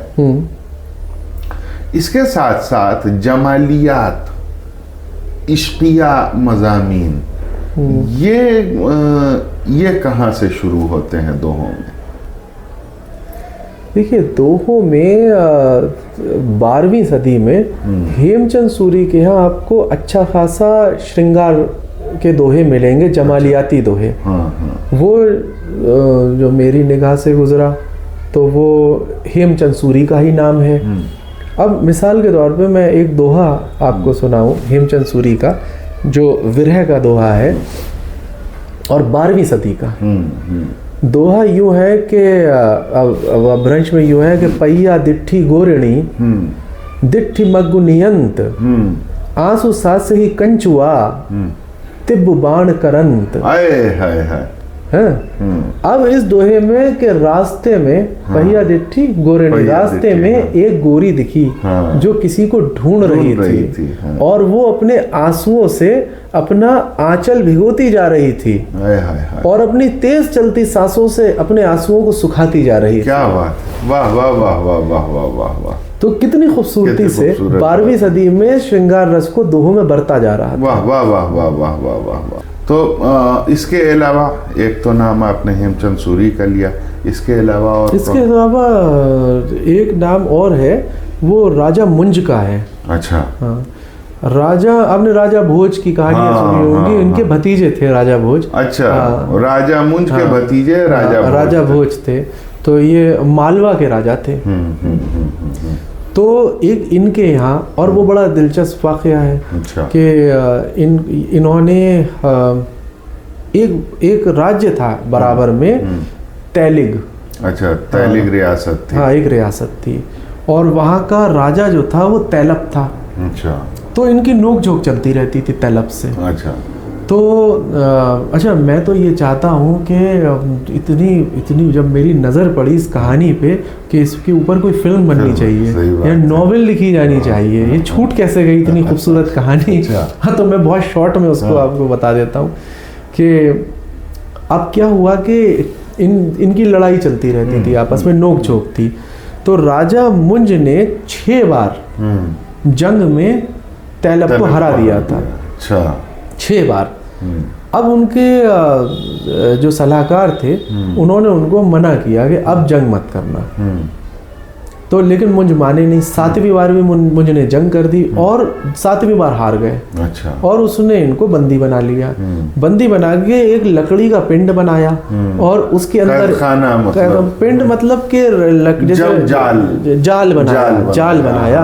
जाल बना के इन्हें डाल के ऐसी धूप में छोड़ दिया। अच्छा। सजा के तौर पे। अब होता ये था कि उसकी एक बहन थी मृणालवती। अच्छा। मृणालवती अच्छा, तैलप राजा की बहन थी मृणाल। और राजा मुंज जो थे वो कैद में थे और ये जवान थे, रहे होंगे 22-24 साल के। राजा एकदम जवान शहजादे थे। वो अधेड़ उम्र की थी, शादी नहीं हुई थी उसकी। अच्छा, मुंज बहुत खूबसूरत शहजादे थे, तो वो उन्हें देखने जाती थी। अच्छा। तो जब रात हो जाती थी, सब सो जाते थे, सैनिक भी सो जाते थे, तो वो चुपके से जाती थी मुंज को देखने के लिए। अच्छा। तो इसके ऊपर एक दोहा भी कहा मुंज ने कि एक बार ये हुआ कि वो बहुत उदास थी मृणालवती। तो मुंज ने ये कहा कि तुम मृणालवती इतनी उदास क्यों हो? तो उसने कहा कि आज मैंने शीशे में अपना चेहरा देखा है और मैं अधेड़ हूँ और मैं तुमसे मोहब्बत करती हूँ और तुम जवान हो, तो मैं इस बात से उदास हूँ अपनी उम्र को लेके। तो वहाँ पे एक दोहा मुंज ने कहा कि मुंज भड़ई मृणाल वही जब्बड़ गईयो झूर, जा शक्कर 100 खंड तई तय भी मीठा चूर। ये उसने अपभ्रंश में कहा। इसका मतलब ये था कि मृणालवती तुम तो शक्कर हो हैं, और शक्कर के कितना ही चूरा कर दो शक्कर को, वो मीठा ही रहेगा, वो मीठी की मीठी ही रहेगी। क्या बात है। तुम उम्र मत देखो। तो बहरहाल कहानी वो आगे बढ़ती है कि बाद में इनको कैद खाने में डाल दिया जाता है पिंड से निकाल के, और जो सेनापति था मुंज का, वो अब पास ही रियासतें थी, तो वो सुरंग खोद लेता है और वहां तक पहुंच जाता है। अब वो मुंज से कहता है कि भाई साथ चलो, लेकिन मुंज कहते हैं कि मैं मृणालवती को छोड़ के नहीं जा सकता। तो वो रात में मिलने आती है उनसे, तो उनको बताते हैं चलो साथ में। तो वो कहती है कि मैं अपने जेवरात ले आऊं, फिर साथ में चलूंगी। और वो जाके अपने भाई को बता देती है। और उसका सबब ये था कि उसको ये शक था कि मुंज का अभी खराब दौर चल रहा है, इसलिए मुझे मेरी तरफ तवज्जो है, जवान शहजादा है, मुझे वहाँ ले जाएगा और वहाँ ये किसी और से शादी कर लेगा, मुझे इग्नोर किया जाएगा, तो फिर मेरी वो हालत होगी कि ना मैं घर की ना घाट की। तो इसलिए वो अपने भाई को बता देती है। और उसके बाद भाई जो है उसके पैरों हाथों में जंजीर डाल के और उसको गली गली भीख मंगवाता है मुंज से। तो मुंज जवानी में ही मर गए थे, लेकिन पागल हो गए थे। तो फिर वो विरह के दोहे पढ़ते थे मृणालवती के इश्क में, जो विरह रस के दोहे थे वो बहुत मिल जाएंगे राजा मुंज के दोहे विरह में। अब इसके बाद चलिए साहब, क्या खूबसूरत कहानी है यार, हैं? दिल को छू गई है। ऐसे ऐसे भी दीवाने हुए हैं साहब। तो अब आते हैं ये राजा मुंज की का जो दौर है, इसके बाद से खुसरो के बारे में कि आपने बहुत लोगों का जिक्र अपनी किताब में किया है, मगर खुसरो का जिक्र आपने नहीं किया। नहीं, खुसरो का असल में हमें कोई ऐसा एविडेंस नहीं मिला कि कोई ऑथेंटिक एविडेंस कि खुसरो ने हिंदवी में दोहे कहे हैं। जो दोहे उनके नाम से मंसूब हैं और जो बहुत सेलिब्रेट किए गए, कव्वालियों में गाए गए, लेकिन कोई ऑथेंटिक एविडेंस उनका अभी तक मिला नहीं है। और बाकायदा प्रोफेसर शीरानी ने तो कहा है उनके तमाम जितने भी दोहे खुसरो के हैं उनको रद्द कर देते हैं वो, और कई हिंदी के विद्वानों ने भी रद्द किए हैं। उसकी वजह यही है कि वो बोलचाल तक रहे। उसकी कोई मुस्तनद चीज़ें। इसलिए बात यह है, अमीर खुसरो के साथ मामला ये है कि बिल्कुल हम आपकी इस बात को सेकंड करेंगे और इसकी तायीद करेंगे कि भाई जब उनकी पहेलियाँ मिलती हैं, जब उनका फ़ारसी कलाम मिलता है, जब उनकी क्या नाम है, गाथाएँ है ना जो उन्होंने लिखी हैं वो मिलती हैं, तो फिर ये दोहे क्यों नहीं मिलते। तो इस तरह अनस भाई, ये जो आदिकाल या आपके एतबार से अपभ्रंश काल ख़त्म होता है, दोहों का ये दौर मजहबी मेरे ख्याल से और रिफॉर्मिस्ट दोहे यहाँ ज़्यादा मिलते हैं और मजहबी दोहे बहुत ज़्यादा मिलते हैं। अब आते हैं अगले दौर पर, तो वो अगला दौर कौन सा है? भक्ति काल है। अच्छा। तो भक्ति काल के असल प्रचारक जो थे वो स्वामी रामानंद को माना गया है। अच्छा। तो वो एक भक्ति मूवमेंट चलाया था स्वामी रामानंद ने। और ख़ास बात ये थी, अच्छा बहुत ज़रूरी है रामानंद को डिस्कस करना, उसकी वजह यह है कि रामानंद भी खुद ब्राह्मण थे। अच्छा। ब्राह्मण में होने के बाद उन्होंने छोटी जातियों को उठाया है, ठीक है। और ये कहा गया उसके बाद कि ये जितने कबीर हुए, रैदास हुए, धन्ना हुए, पीपा हुए, सेन नाई हुए, ये सब जो थे वो इनके शिष्य थे। जबकि इसके ऊपर अलग अलग राय है कि शिष्य थे कि नहीं थे। नहीं, यहाँ तक भी मतलब लोगों का जो हमने भी थोड़ा बहुत, आपने जब आग लगाई तो हमने पढ़ा, तो बहुत सारे तो जो स्कॉलर्स हैं उन्होंने तो इनके दौर में भी 25 साल 40 साल 80 बरस का फर्क बताया है। हाँ, फर्क है। तो ये कहा, ये तो कई बड़े हिंदी के विद्वानों ने लिखा है कि भाई जब, जैसे हजारी प्रसाद द्विवेदी कहते हैं कि जब आपके रैदास 80 साल के हो गए होंगे, हाँ, तो कबीर दूध पीते बच्चे होंगे, हाँ, जो उन्होंने हाँ, दौर बताया है। तो इसी तरह से ये एक दौर के भी हैं। इस कब रैदास या कबीर छोटे, कबीर छोटे हैं। अच्छा। हाँ। तो अब ये एक दौर के हैं या नहीं हैं, ये एक अलग बहस है। बहरहाल बात है भक्ति मूवमेंट की। तो उसके प्रचारक जो थे वो स्वामी रामानंद थे, और ये सारे स्वामी रामानंद से इन्फ्लुएंस थे। स्वामी रामानंद का काम था upliftment of lower caste and female. और ख़ास तौर पे ये था कि भक्ति काल में खाली, आप क्या समझ रहे हैं मीरा कहाँ से आई? ये भक्ति मूवमेंट का नतीजा है। आप पद्मावती, एक पद्मावती हुई है, पद्मावती ने के भी आपको कलाम मिलेगा, बहुत पद हैं उनके।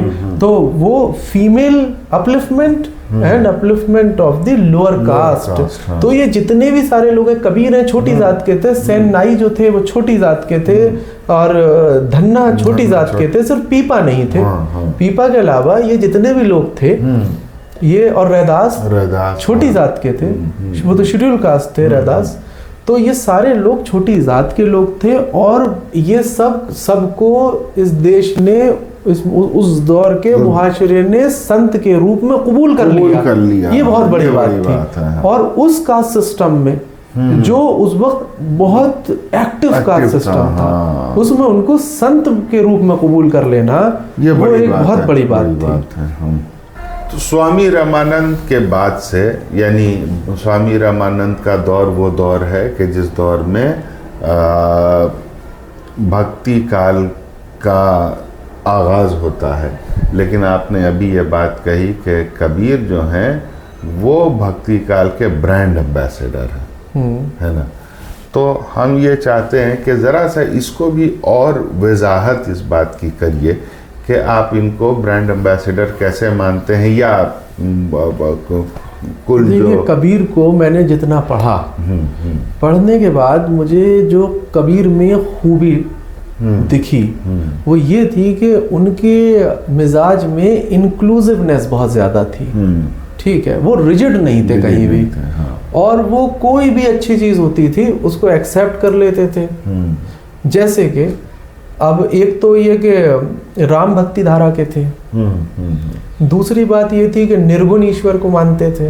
वो ईश्वर जिसका राम भक्ति धारा और निर्गुण, देखिए दो भक्ति धारा, जो काव्य भक्ति धारा दो हुई हैं, एक कृष्ण काव्य भक्ति धारा, एक राम काव्य भक्ति धारा। तुलसीदास हो गए राम भक्ति धारा के थे, कबीर राम भक्ति धारा के थे, और कृष्ण के रसखान हो गए, वो सूरदास हो गए, और बिहारी हो गए। ठीक है, ये सब तो राम भक्ति धारा को यूं कह लीजिए कि वो नुक्ता नज़र के जो अपने लिए राम को आइडियल मानता था, और राम को आइडियल मान करके उसने राम के कसीदे लिखे और राम को राम का आइडलाइज नहीं करना, इसलिए कि ये लोग तो निर्गुण थे, ये लोग तो एक ईश्वरवाद वाले यानी मुवाहिद। हाँ, ये बहुत अहम बात है कि एक ईश्वर को मानना, एक ईश्वर को मानना और ये भी कहना कि निर्गुण ईश्वर को मानना, हाँ, कि जिसका कोई आकार नहीं, हाँ, जिसका कोई आकार नहीं है, मतलब ईश्वर एक है उसका कोई आकार नहीं है, और हाँ, और उस ईश्वर को राम नाम से मुखातिब करना। ये अब ये देखिए, ये सिर्फ आपको कबीर के यहाँ नजर आएगा। अच्छा, हाँ, ये कबीर की खूबी है जो मैं अभी इससे पहले मैंने अर्ज किया आपसे, ये आपको तुलसी के यहाँ नहीं नजर आएगा। तुलसी का राम दशरथ पुत्र राम ही है, हाँ। लेकिन कबीर कहता है कि नहीं, वो निराकार है, वो एक है, कोई दूसरा माबूद नहीं है, लेकिन उसका नाम राम है। ये इंक्लूसिवनेस है, जो हम बात करते हैं कौमी यकजहती की, ये समाज को एक करने की कोशिश की जा रही है। इसलिए कि कबीर का दौर जो बताया जाता है वो सिकंदर लोदी का दौर बताया जाता है।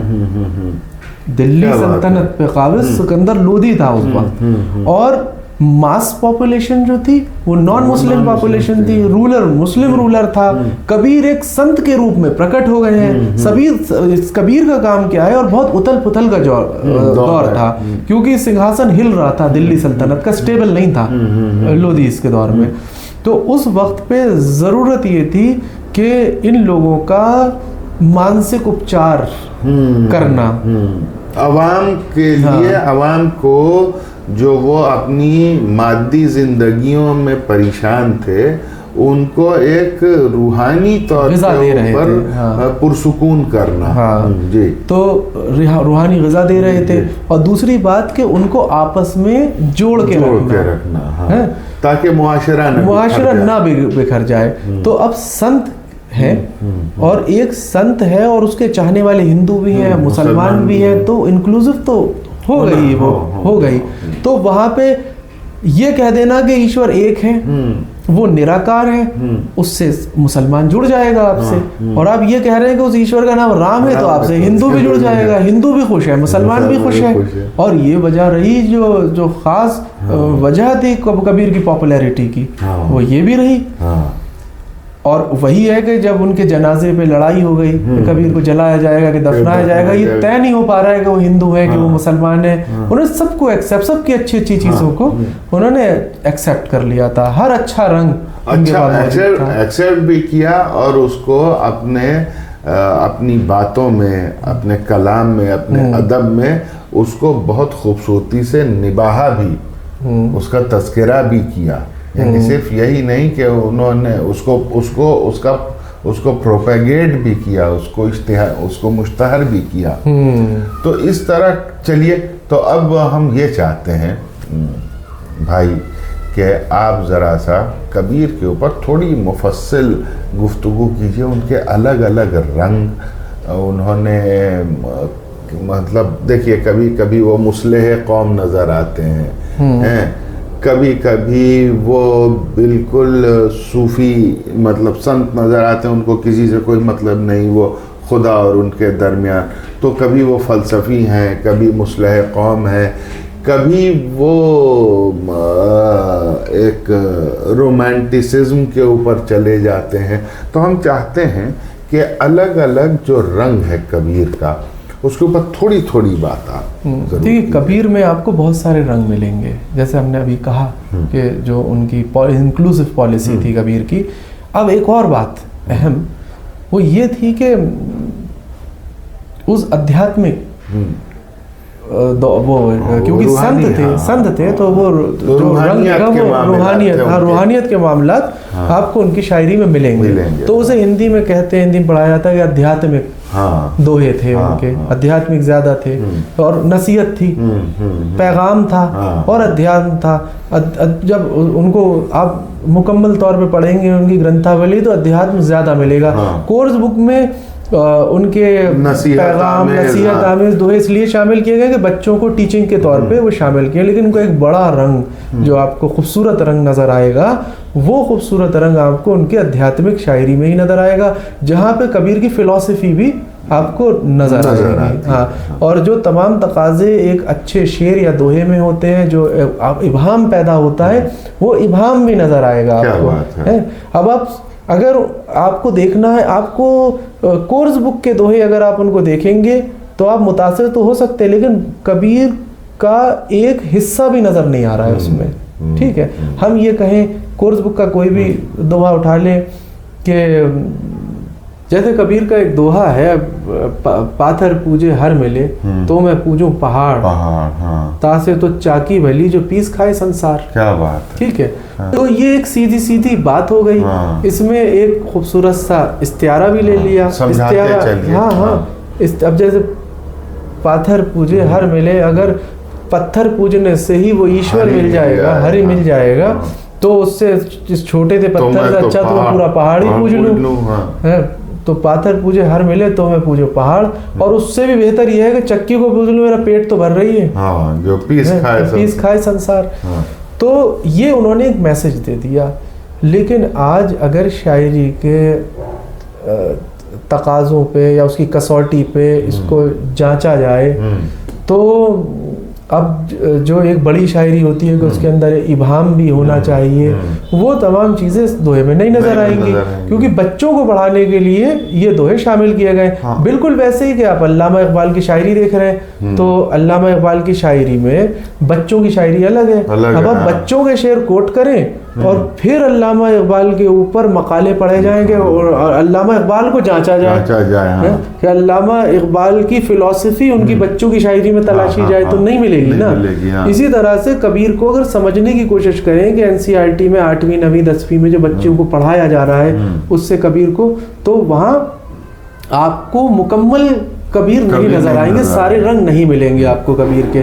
कबीर की खासियत ये थी कि कबीर ने मुतासिर, आपको कबीर मिलेंगे हर अच्छी चीज़ से मुतासिर थे और उसमें कोई बुराई नहीं है। वो अब्रश काल जो गोल्डन पीरियड ऑफ दोहा माना गया, 8वीं से 14वीं का मध्य, वो जो बड़े नाम हैं उनका इन्फ्लुएंस कबीर के ऊपर नजर आता है। आपको अब जैसे हमने बात की inclusiveness in term of religion, आपको ये नजर आता है कि निगुण भी कह रहे हैं, ईश्वर को निराकार भी कह रहे हैं, फिर उसका नाम राम भी रख दे रहे हैं। फिर उससे हम बात के उस वक्त सूफी इकराम हिंदुस्तान में थे और उनका बहुत इन्फ्लुएंस बढ़ चुका था, तो उनका इन्फ्लुएंस कबीर के ऊपर नजर आ रहा है।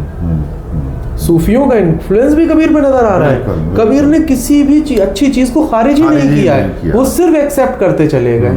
इसीलिए कबीर इतने बड़े हो गए कि आज अगर दोहे की बात करें तो कबीर से बड़ा कोई नहीं है। अब इसमें भक्ति दो तरह की नजर आती है।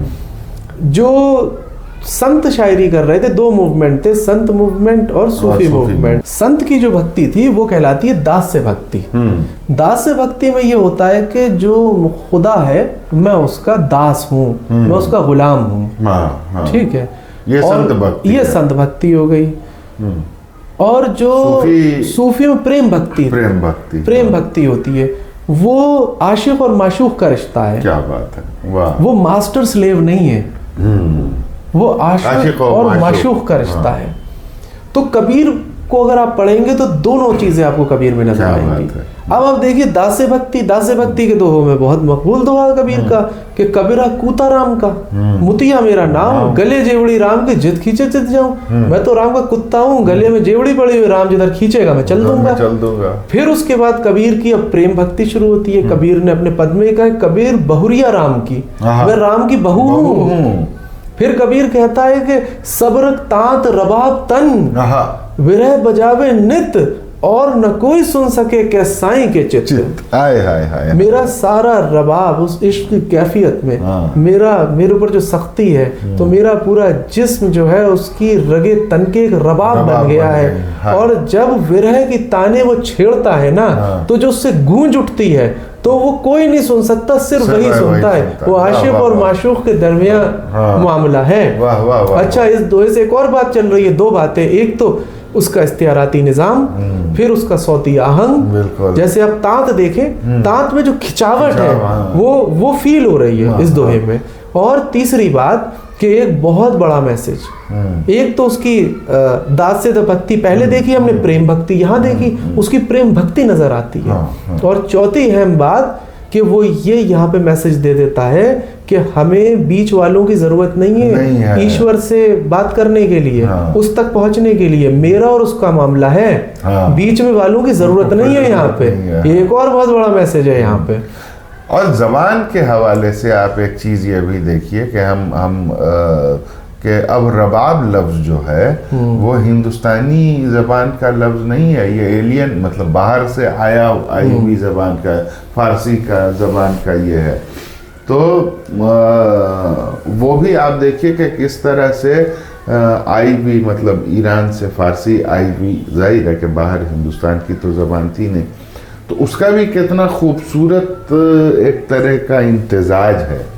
तो जब कबीर ग्रंथावली आप पढ़ेंगे तो आप कबीर खाली एक मत की वजह से या एक फ़िरक़े की वजह से या एक रस रंग उसकी वजह से इंक्लूसिव नहीं है, बल्कि हर जगह पे दिखेंगे। आप ज़बान के एतबार से देखिए, जितने इंक्लूसिव कबीर हैं कोई भी नहीं है जिसने एक्सेप्ट हर ज़बान को किया।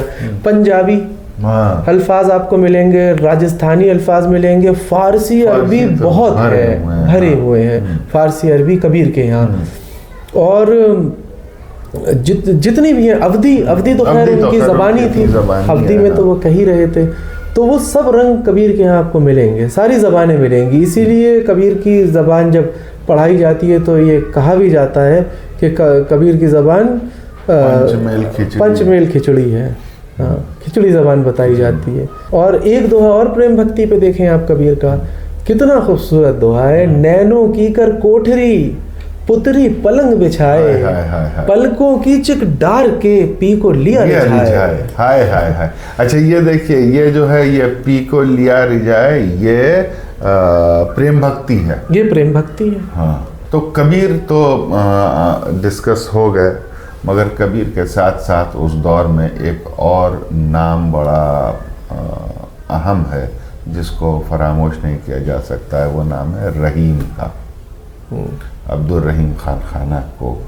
तो आपने किस तरह, इसलिए कि आप अगर मेरी ज़ाती तौर पे अगर हमसे पूछिए तो जो सोज़ और गुदाज और जो लहजे का जो लुत्फ़ और जो मौज़ूआत की दिलफरेबी हमको रहीम के यहाँ मिलती है। हो सकता है एक तो ये कि हमारा मुतालिया भी कम है, मगर ये कि अभी तक जितनों को हमने पढ़ा उनमें रहीम हमको ज़ाती तौर पे बहुत अपील करते हैं। आप रहीम के सिलसिले में, रहीम की शायरी में आपको बहुत उतार चढ़ाव मिलेंगे। रहीम के ज़्यादातर जो दोहे हैं वो पैगाम के दोहे हैं, और लेकिन रहीम के आपको श्रृंगार भी मिलेगा। लेकिन रहीम की ज़िंदगी को पढ़ना बहुत ज़रूरी है, उनकी जीवनी पढ़ना बहुत, रहीम को जानना ज़रूरी है। हाँ। तो रहीम को जानना बहुत ज़रूरी है। रहीम की शायरी पढ़ने से पहले, उनके दोहों का मुताला करने से पहले, उनकी ज़ाती ज़िंदगी, तो उनकी ज़िंदगी में बहुत उतार चढ़ाव थे रहीम के।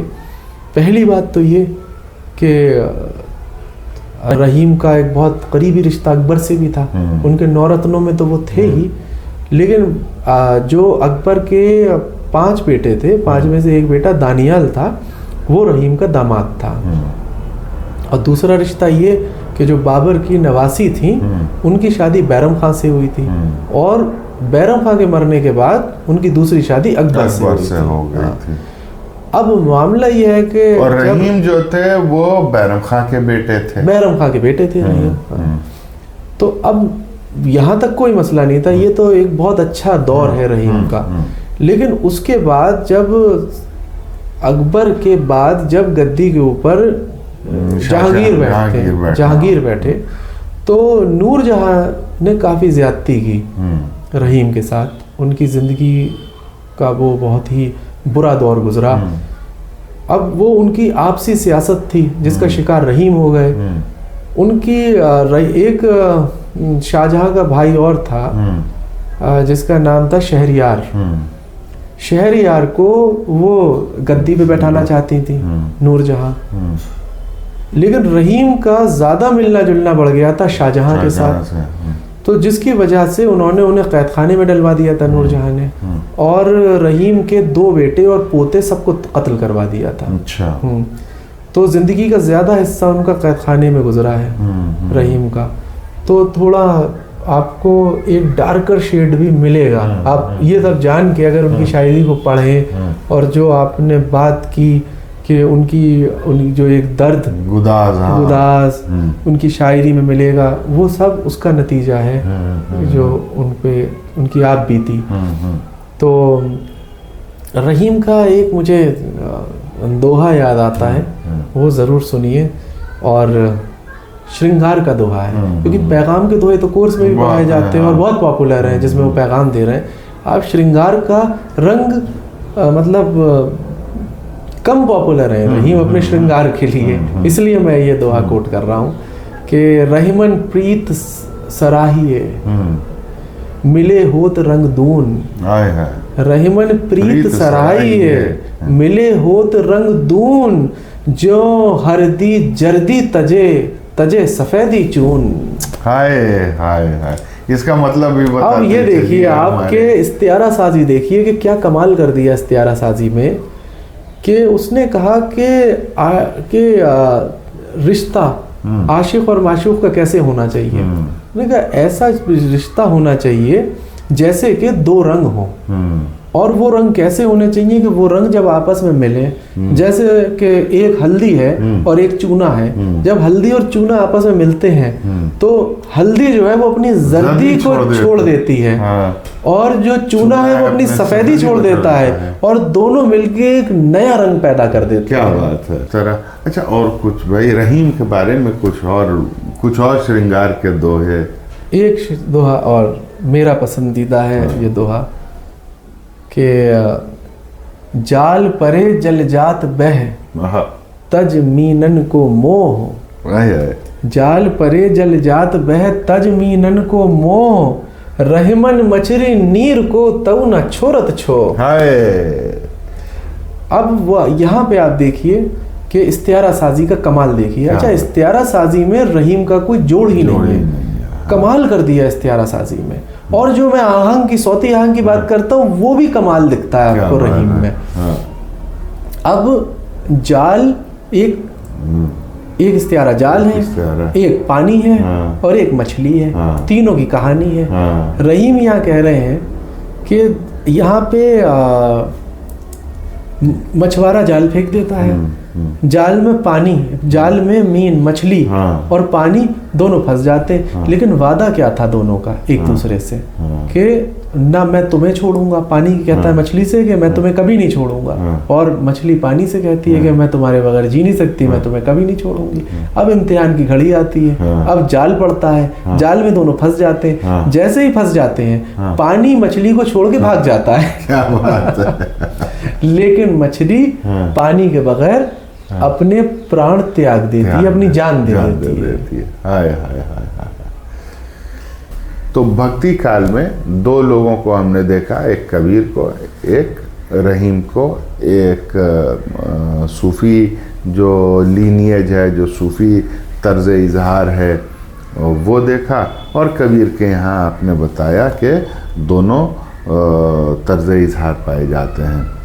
इसके अलावा कुछ और अहम नाम उस दौर के? हाँ, अब इसमें एक बहुत बड़ा नाम घाघ का आता है, जो हम एक मिसाल भी है कि कोई बहुत चालाक है तो कहीं तो बहुत घाघ है। हाँ। अब बहुत लोगों को नहीं मालूम होगा कि ये बहुत बड़ा दोहा निगार था अपने दौर का। और बताएं आपको एक बात और, घाघ के मतलब आप बाकी बातें कहिएगा, जो कहिएगा, घाघ जो थे वो हमारे वतन छपरा के थे। हाँ। लेकिन फिर एक और भी बात है, ये मैं बता देता हूँ, शायद आप ना बताएं, कि उनकी शादी कन्नौज में हुई थी और वो ससुराल में रहने लगे थे।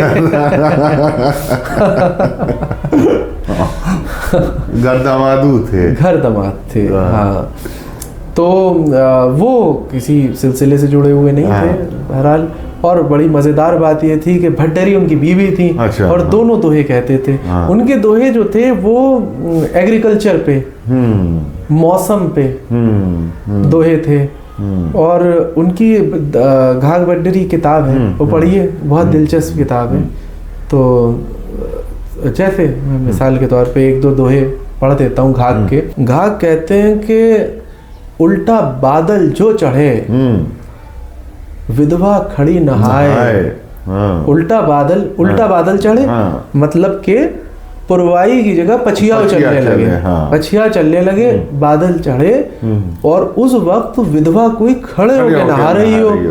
घा कहे सुन भड्डरी, भड्डरी उनकी बीवी है, घा कहे सुन भड्डरी वह बरसे वह जाए।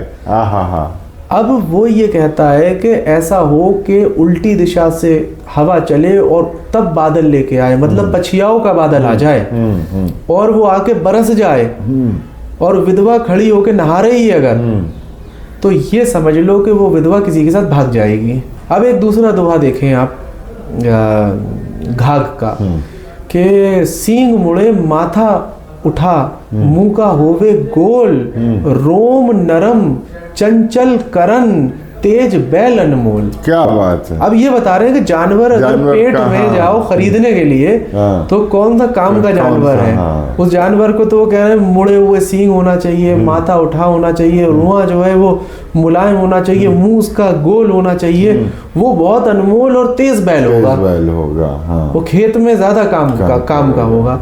तो इस तरह से जानवरों के ऊपर और मौसम के ऊपर, खेती के ऊपर, खेती में तो बहुत कहा कौन सी फसल बोनी चाहिए, किस मौसम में बोनी चाहिए, अगर ये फसल बोई है तो उसके बाद ये मत बो, जमीन खराब हो जाएगी। इस तरह के दोहे घाघ के मिलते हैं। ये तो हुए आपके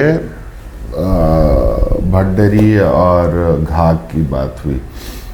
सूफी सिलसिले में और कौन कौन ऐसे लोग हैं, इसलिए कि हमने भी थोड़ा बहुत तो जो पढ़ा है दोहों के बारे में और उसकी तारीख़ के बारे में और दोहा निगारों के सिलसिले में, तो हमने ये देखा है कि सूफियों ने बहुत बड़ा काम दोहों में किया है, लेकिन उनका कहीं कोई नाम लेवा नहीं है। देखिए साहब, मैंने कई बार पहले भी टॉक शोज़ हुए उनमें ये बात कही है कि यहाँ पे थोड़ा सा उर्दू के स्कॉलर्स ने मायूस किया है, उन्हें शामिल करना चाहिए था, क्योंकि सूफिया इकराम के अगर दोहे देखें तो उनकी तादाद लाखों में, और खाली दोहे ही नहीं और तमाम असनाफ जिन पे उन्होंने बहुत अच्छा काम किया है वो करिकुलम में शामिल नहीं किया गया है। तो अब संत को देखें, संत तो सारे हिंदी के विद्वानों ने सब कोर्स बुक में शामिल कर दिए गए, और वही वजह है अच्छा दोहे का दौर था, तो वही वजह है कि दोहे को जोड़ के देखा जाता है हिंदी के साथ। आप कभी भी कहें दोहा तो अगला आदमी उर्दू वाले ही कहेंगे अच्छा हिंदी का। जबकि ताज्जुब की बात है कि हिंदी के किसी स्कॉलर ने या पोइट ने कभी कोई दोहा कहा ही नहीं है। अरे क्या बात। आप आधुनिक काल में आइए, आप आधुनिक काल की तो जबानी हिंदी है। आप हिंदी में आप बता दीजिए, ब्रज में दोहे मिलेंगे आपको, अवधी में मिलेंगे, और अपभ्रंश में दोहे मिलेंगे, पंजाबी में दोहे मिलेंगे आपको, सिंधी में मिलेंगे आपको, राजस्थानी में दोहे आपको मिलेंगे। नहीं मिलेगा क्योंकि हिंदी तो खड़ी बोली है ना। तो अब जैसे हिंदी में आप ये देख लें कि हिंदी के बड़े बड़े नाम आप देख लें कि हरिवंश राय बच्चन हो, महादेवी वर्मा हो, नागार्जुना हो, इनमें से किसी ने भी कोई भी दोहा अपनी जिंदगी में नहीं, दोहा ही नहीं कहा, क्योंकि ये तो हिंदी वाले लोग थे। अब मायूसी की बात यह है कि जो सूफिया इकराम का इतना बड़ा ज़ख़ीरा है, जो हमारा सरमाया है, वो करिकुलम तक नहीं पहुंच पाया। अच्छा, हिंदी वालों की ये जिम्मेदारी नहीं है कि वो सारे सूफियों को पढ़ाएं, जबकि उन्होंने जायसी को शामिल कर लिया है अपनी कोर्स बुक में, और मुल्ला दाऊद नहीं, रहीम कोई सूफिया सिलसिले से थे नहीं, लेकिन मुल्ला दाऊद है, मुल्ला दाऊद को शामिल किया है। कई बड़े नाम हैं, मोतबर नाम है सूफियों में जिनको उन्होंने शामिल कर लिया है। लेकिन जो अब आप देखिए शरफुद्दीन याहिया मनेरी 14वीं सदी में क्या ताबड़तोड़ दोहा निगारी है उनकी, आप पढ़िए उन्हें। मैं मिसाल के तौर पे आपको एक दोहा, और इस दोहे से आप उस ताबानी का अंदाज़ा लगाइए कि काला हंसा निर्मला बसे समुंदर तीर, पंख पसारे बिक हरे निर्मल करे शरीर। क्या बात है। अब एक खास रंग आपको दिखेगा सूफियों का, वो ये था कि इस्तिलाहात का इस्तेमाल बहुत ज़्यादा है। यहाँ जो उन्होंने काला हंसा एक इस्तिलाह है ये काला हंस। काला हंस किसके लिए कह रहे हैं? संगे अस्वत के लिए कह रहे हैं कि काला हंसा निर्मल पाक साफ काला हंस बसे समुंदर तीर, समुंदर पार करके बस गया है वो, बस गया है। काला हंसा निर्मला बसे समुंदर तीर, पंख पसारे और बिख। अरे अब बिख क्योंकि मुनेर बिहार में है और उस खित्ते की जबान में व और शाह नहीं है, तो विष को बिख कह रहे हैं। काला हंसा निर्मला बसे समंदर तीर, पंख पसारे बिख हरे निर्मल करे शरीर, और जब उस पत्थर की परिक्रमा कर लोगे तो पाक हो जाओगे। वाह वाह। हाँ, हम जाते हैं तो संगे अस्वत को बोसा देते हैं और हम तवाफ भी करते हैं उसका, और हम एक बच्चे की तरह पाक हो जाते हैं। हाँ, वाह वाह वाह वाह वाह। अब आप ये अदायगी देखिए, और ये 14वीं सदी का दोहा है। वो बहुत उम्दा, बहुत उम्दा। अब इसका जिक्र नहीं है, उनकी शायरी का जिक्र नहीं है, ना हिंदी वाले पढ़ा रहे हैं ना उर्दू वाले पढ़ा रहे हैं। उर्दू वालों की तो जिम्मेदारी है, क्योंकि ये सब कुछ फारसी में दर्ज है। बिल्कुल, बल्कि अगर मतलब दोहे 12वीं सदी से अगर आप देखिए तो वही आपने जो बात बताई कि ज़्यादातर जो दोहे हैं वो फारसी रस्मुल ख़त में मिलते हैं, और उनको बाद में कन्वर्ट किया गया है देवनागरी में। जो बड़े स्कॉलर्स गुजरे हैं उन्होंने उसको फारसी रस्मुल ख़त से फिर देवनागरी में किया है, और उसके बाद से वो पढ़ा रहे हैं। अब भाई एक बड़ा अहम नाम है, हम चाहते हैं कि इसके ऊपर भी बात करें आप। एक शायर मिलता है जिसका नाम है जमाल, दोहा निगार। जमाल की अपनी खुसूसियात हैं, जमाल का अपना रंग है, और जमाल का की इनफिरादियत है दोहा गोई में। वो उस हवाले से कुछ देखिए, जमाल की सबसे बड़ी इनफरादियत जो है वो आपको दिखेगी उनके कूट दोहों में। अच्छा, इससे पहले आपको कूट आप जब भी कहेंगे तो आपका जहन जाएगा सीधा सूरदास की तरफ, और सूरदास को जो आपकी ब्रज भाषा के पहले कवि, पहला कवि माना गया, पहला मोतबर नाम वो सूरदास है, और उनके पद हैं। तो सूर के कूट पद हैं जो बहुत मशहूर हुए। कूट क्या है? पहेली है। कूट पहेली है। तो लेकिन दोहों में ये नहीं देखा गया था।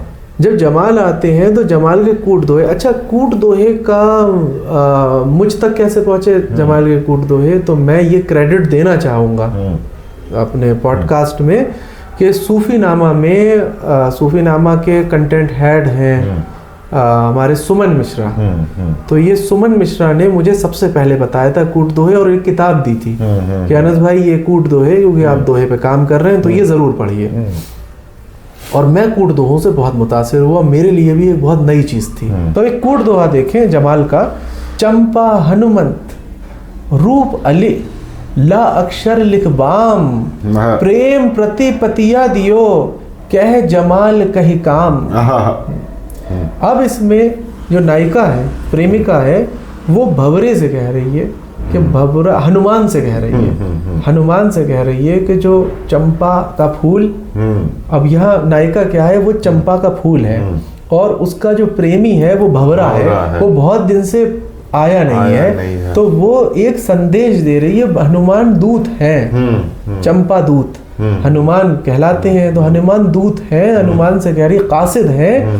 तो वो ला अक्षर लिख के देती है खाली कि बस उस तक पहुंचा दो, और ला अक्षर का मतलब है कि उसको अपने प्रेमी से मिलने की लालसा हो रही है। हाँ। इसी तरह के बहुत सारे उनके कूट दोहे हैं।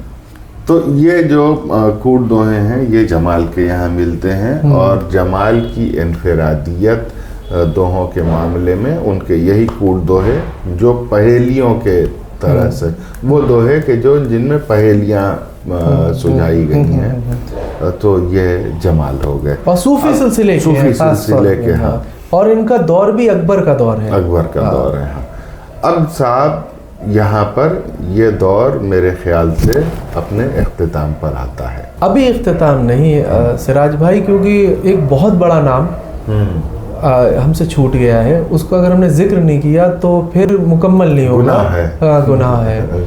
तो वो है मुल्ला दाऊद। और ये कहा जाता है कि मुल्ला दाऊद ने चंदायन लिखी थी, जिसकी नायिका चंदा थी, और वो माताराम गुप्त ने उसका कंपाइलेशन किया और उसके लिए उन्हें लंदन की लाइब्रेरी तक जाना पड़ा, मेरठ की लाइब्रेरी जाना पड़ा, कहीं कहीं पन्ने मिल रहे, कहीं मिल रहे। खैर एक उनका एहसान है कि उन्होंने वो सारी चीज़ें कंपाइल करके एक जगह लाके और उसको पब्लिश किया मुल्ला दाऊद को। और अगर मुल्ला दाऊद को पब्लिश ना किया होता तो हम तक जायसी भी नहीं पहुंचते। फिर वहाँ से एक पूरा सिलसिला शुरू होता है सूफिया इकराम के महाकाव्य का। तो जो इन्होंने महाकाव्य लिखे हैं उसमें ख़ास बात क्या है, जो शुरू होता है अच्छा, इसमें एक बात मैं और कहना चाहूँगा कि हजारी प्रसाद द्विवेदी ये कहते हैं कि इनका महाकाव्य मसनवी पैटर्न पे है, कि जो हमद से शुरू होता है और बहुत उसमें उन्होंने काफ़ी कुछ लिखा है जो वो मसनवी से मुशाबे है। उसका जो स्ट्रक्चर है और उसका जो नरेशन स्टाइल है वो मसनवी के जैसा है। समेट करके अगर ये बात कही जाए तो उसमें इसकी शुरुआत होती है मुल्ला दाऊद से, चंदायन से शुरुआत होती है, जो पहली कहानी थी जिसके अंदर नायिका जो थी, इससे पहले तो कहानियाँ लैला मजनू टाइप होती थी, लेकिन यहाँ पे जो नायिका है वो आप देखें चंदायन जो हिंदू है, ठीक है, और जो वहाँ तीज त्यौहार का जिक्र है, वहाँ सती का जिक्र है, वहाँ होली दिवाली का जिक्र है, जो इन्वायरमेंट क्रिएट किया है वो हिंदुस्तानी है, पूरा हिंदुस्तानी मुआशरा। तो ये आपको मिलेगा मुल्ला दाऊद की चंदायन में। उसके बाद आप जब जायसी को पढ़ेंगे तो आपको पता लगेगा कि बहुत ज़्यादा मुतासिर मुल्ला दाऊद से थे जायसी भी। तो और भी अहम नाम है, तो जैसे कि शेख कुतबन और मंजन बहुत बड़ा नाम है। और फिर उसके बाद काफ़ी बड़ा सिलसिला है, शेख फरीद भी हैं, निसार भी हैं, और जान कवि भी हैं। तो इस तरह ये पूरा एक मामला है कि सूफियों का एक सिलसिला है और बहुत बहरे ज़ख़ार है ये। इसको कितना आदमी मतलब कितने इजाज़ के साथ बयान करे, उसके लिए बड़ी काफ़ी कुछ रिक्वायर्ड है कि जिन पहलुओं पर हम बात कर सकते हैं। बहरहाल आज ये जो पॉडकास्ट है ये सिर्फ इसके लिए है कि एक तरह से बताया जाए कि कितने दौर हैं और हमारे नाज़रीन दोहों से कुछ आशना हो जाएं। तो ये एक सिलसिला रहेगा इंशाअल्लाह अनस भाई हमारा। हम आपको वक्तन फ़वक्तन ज़हमत देते रहेंगे, ताकि हम चाहते हैं कि ये बहुत बड़ी तारीख़ भी है और बहुत बड़ा सरमाया भी है, जिसके बारे में ज़्यादातर नहीं जानते हैं। वो टिप ऑफ द आइसबर्ग, मतलब वो बस ज़रा सा जो नज़र आया है हम लोगों को वही है, और बहुत फैलाव है। नहीं, इसमें मैं एक बात और दर्ज करना चाहूँगा कि मुझे सुमन मिश्रा, जिनका मैंने जिक्र किया, सूफ़ी नामा में है और वो सूफ़ियों में बहुत काम कर रहे हैं, सूफ़ी काव्य के ऊपर। तो सूफ़ी जो जितने भी शोरा हुए हैं उस दौर में, ख़ास तौर पे जिन्होंने दोहे कहे हैं, तो एक बार उनसे गुफ्तगू हो रही थी मेरी, तो उन्होंने मुझे बताया, सुमन मिश्रा से, तो उन्होंने बताया मुझे कि जो उनके पास कलेक्शन है उसमें 800 सूफ़ी पोइट्स हैं जिन्होंने दोहे कहे हैं। 800 बड़ा कलेक्शन, बहुत बड़ा कलेक्शन है, और जिन दोहों की तादाद लाखों में है। हाँ, तो ज़रूरी है कि उसकी तरफ मुतवज्जे भी किया जाए लोगों को, और उससे उस पर बात भी हो। और सिर्फ बात और मुतवज्जे नहीं होना, वो एक बहुत बड़ा इल्मी सरमाया है, उससे बहुत चीज़ें हम हासिल कर सकते हैं, सीख सकते हैं। बहरहाल अब ये तो सूफ़ी दौर भी हो गया, अगला दौर क्या आता है? फिर उसके बाद रीति काल आता है। तो रीति काल की क्या खुसूसियात हैं? देखिए, रीति काल की तो एक खासियत है। अच्छा। रीति काल की जिसकी छाप हमें आधुनिक काल में दिख रही है। अच्छा। ये जो उस्ताद पैदा हुए हैं, ये सब उस्ताद रीति काल की देन है। अच्छा। तो अच्छा। हाँ, तो ये हुआ था कि अभी तक मामला ऐसा था कि अपने संत जो थे उनको हम फिलोसोफर की नज़र से देखते थे। सूफियों को भी हम फिलोसोफर की नज़र से देखते थे। रहबर थे, नहीं वो तो थे रहबर, लेकिन हम उनकी शायरी पे जो ध्यान दे रहे थे वो उनके फलसफे पे दे रहे थे। हम इस बात पे नहीं कि उन्होंने कितने किस बहर में कहा है उसका आहंग क्या, अगर हम ये देखेंगे तो कई जगह मायूसी भी होगी, क्योंकि वो उनका फोकस एरिया नहीं था। तो हम कबीर ग्रंथावली देख लें तो ऐसे बहुत दोहे हैं जो बहर से खारिज हैं, और वो ऐसे ही दर्ज भी कर दिए गए, क्योंकि वो उन्हें कवि की भूमिका में देखना वो उनके साथ अन्याय है, कबीर के साथ। तो इसी तरह से सूफिया ग्राम का भी मामला ऐसा हुआ है। लेकिन हमें क्या देखना, उनका फलसफा देखना। लेकिन जब हम रीति काल में आ गए तो रीति काल वो था जहाँ शायरी को और दोहा निगारी को खास तौर से इंटरटेनमेंट के लिए लिया जा रहा था। अब वो जितने थे दरबारी दौर था, ये सब दरबारी कवि थे, कोई किसी के दरबार से मुंसलिक है, कोई किसी के दरबार से मुंसलिक है, तो पूरी दरबारी शायरी हो रही थी। अच्छा, बहुत पीसफुल इंडिया था, शाहजहां का दौर भी वही रहा है, बड़े बड़े महल, दीवाने खास, और उसमें बैठ के और दरबारी मुकाबले हो रहे हैं। लेकिन हाँ, एलीट क्लास के लिए शायरी थी। शायरी जो थी वो एलीट क्लास के लिए, मासेस के लिए नहीं थी। हाँ, ये हुआ कि जो शुआरा थे पहले, इससे पहले के तमाम दौर जो हैं उसमें हम देखते हैं तो जितने दोहा गो शुआरा हैं उनका ताल्लुक अवाम से और मुखातब अवाम है। वहाँ देखिए अप्रोच में फ़र्क है। अब देखिए 3 काल की अगर हम बात कर लें, हम भक्ति काल, रीति काल और आधुनिक मौजूदा काल, इसमें फ़र्क क्या है? भक्ति काल में आप ये देखेंगे कि शायर जो था वो ग्राउंड पे काम कर रहा था, ग्राउंड लेवल पे, और वो मासेस से मुखातिब था। जब रीति काल में आते हैं तो हम ये देखते हैं कि वो दरबार में आ गया है, वो सिर्फ एलिट्स का पोइट है, वो मासेस से बात नहीं करता है। ये वही रंग दिखता है कि अब उसकी शायरी में अध्यात्म है नहीं, ठीक है, भक्ति है नहीं, उसकी शायरी जो है वो श्रृंगार रस की शायरी है। उसके बाद जब आप आधुनिक काल में चले जाते हैं तो आप फिर से यही देखते हैं कि वो अब वो दरबार खत्म हो गए आधुनिक काल में, अब वो दरबार से फिर निकल जाता है, अब या निकाल दिया जाता है, और उसके बाद है ही नहीं, और फिर वो आवाम की तरफ मुतवज्जे होता है। और उसके बाद आप ये देखते हैं कि अब अप्रोच बदल जाती है। ये बात गौर करने की है। पहले अप्रोच ये थी कि आवाम उसको एक धर्म गुरु की तरह या संत की तरह देख रहे थे, और वो उनका सोसाइटी का अपलिफ्टमेंट कर रहा था। वहाँ एक शायर या एक कवि सोसाइटी का अपलिफ्टमेंट कर रहा था। रीति काल में वो एलिट्स का एंटरटेनमेंट कर रहा था, खुशामदी बना हुआ।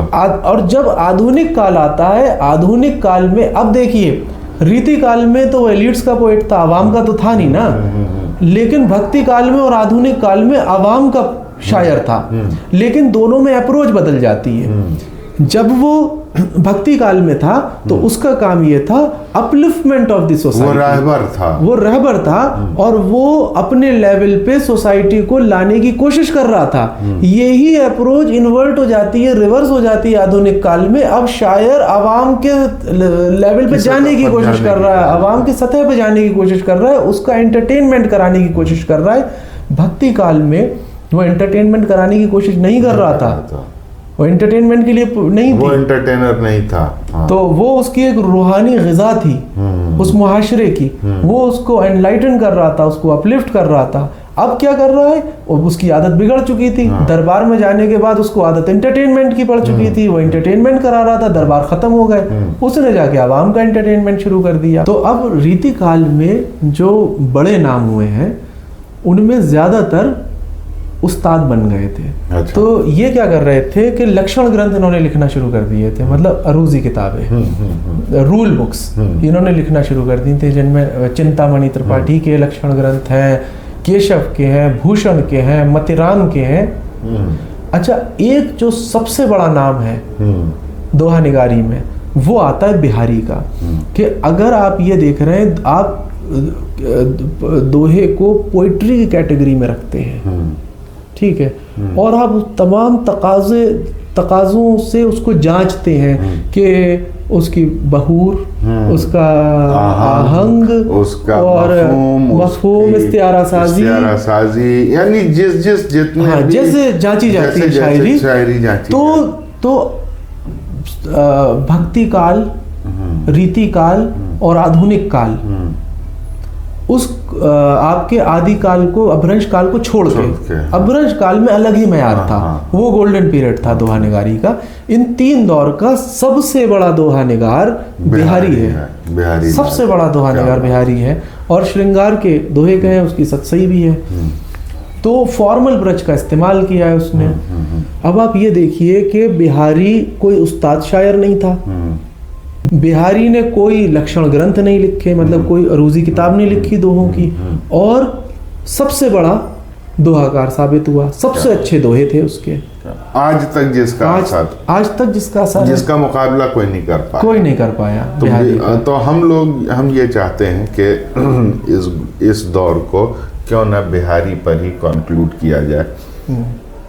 तो बिहारी का कुछ नमूनतन एक आध दोहा, अगर बिहारी का ये दोहा देखिए। कहत नटत रीझत खिजत, कहत नटत रीझत खिजत, मिलत खिलत लजियात, भरे भौन में करत है नैनन से सब बात। वाह वाह वाह वाह वाह वाह, क्या मतलब आप देखिए क्या नगमगी है, क्या लुत्फ है। यानी अगर बहुत ज़्यादा अगर लफ्ज़ भी न समझ में आए तो इसका जो आहंग है वो अपने आप में एक लुत्फ दे रहा है। यानी ज़रूरी नहीं है कि आप, जैसे हम लोग बहुत सारे अरबी या कोरियन या चाइनीज़ सुनते हैं तो वो लफ्ज़ थोड़ी समझ में आते हैं, लेकिन वो जो आवाज़ों की एक लय बनती है उससे जो नहीं, फिर उसके बाद के किस अंदाज से दोहा कहा गया है, इसका मफहूम भी तो आप देखिए कि वो नैना दो उसके प्रेमिका बैठी हुई है भरे भवन में, बहुत लोग जहाँ पे मौजूद हैं उस भवन में। तो नैन, अब देखिए, नैन से कहत के बाद नटत, मतलब नहीं करना, रीझत रिझा भी रहे हैं, कह भी रहे हैं, नहीं भी कर रहे हैं, रिझा भी रहे हैं, शर्मा भी रहे हैं, और भरे भवन में करत है नैनुन से सब। सारे एक्सप्रेशंस आपके नैन से आप हो गए। बात करने की जरूरत ही नहीं है, हर एक्सप्रेशन मौजूद। अच्छा, इस पे ही मुझे एक रसलीन का दोहा याद आ जाता है। रसलीन भी रीति काल के ही है। अब आप ये देखिए कि आंखों का जिक्र हो, नैनों का जिक्र हो, और दोहे का जिक्र हो, और रसलीन का जिक्र ना हो, तो ये बहुत नाइंसाफ़ी है। रसलीन कहता है कि अम्य हलहल मद भरे श्वेत श्याम रत्नार, अम्य हलहल मद भरे श्वेत श्याम रत्नार, जियत मरत झुक झुक परत जो चितवत एक बार।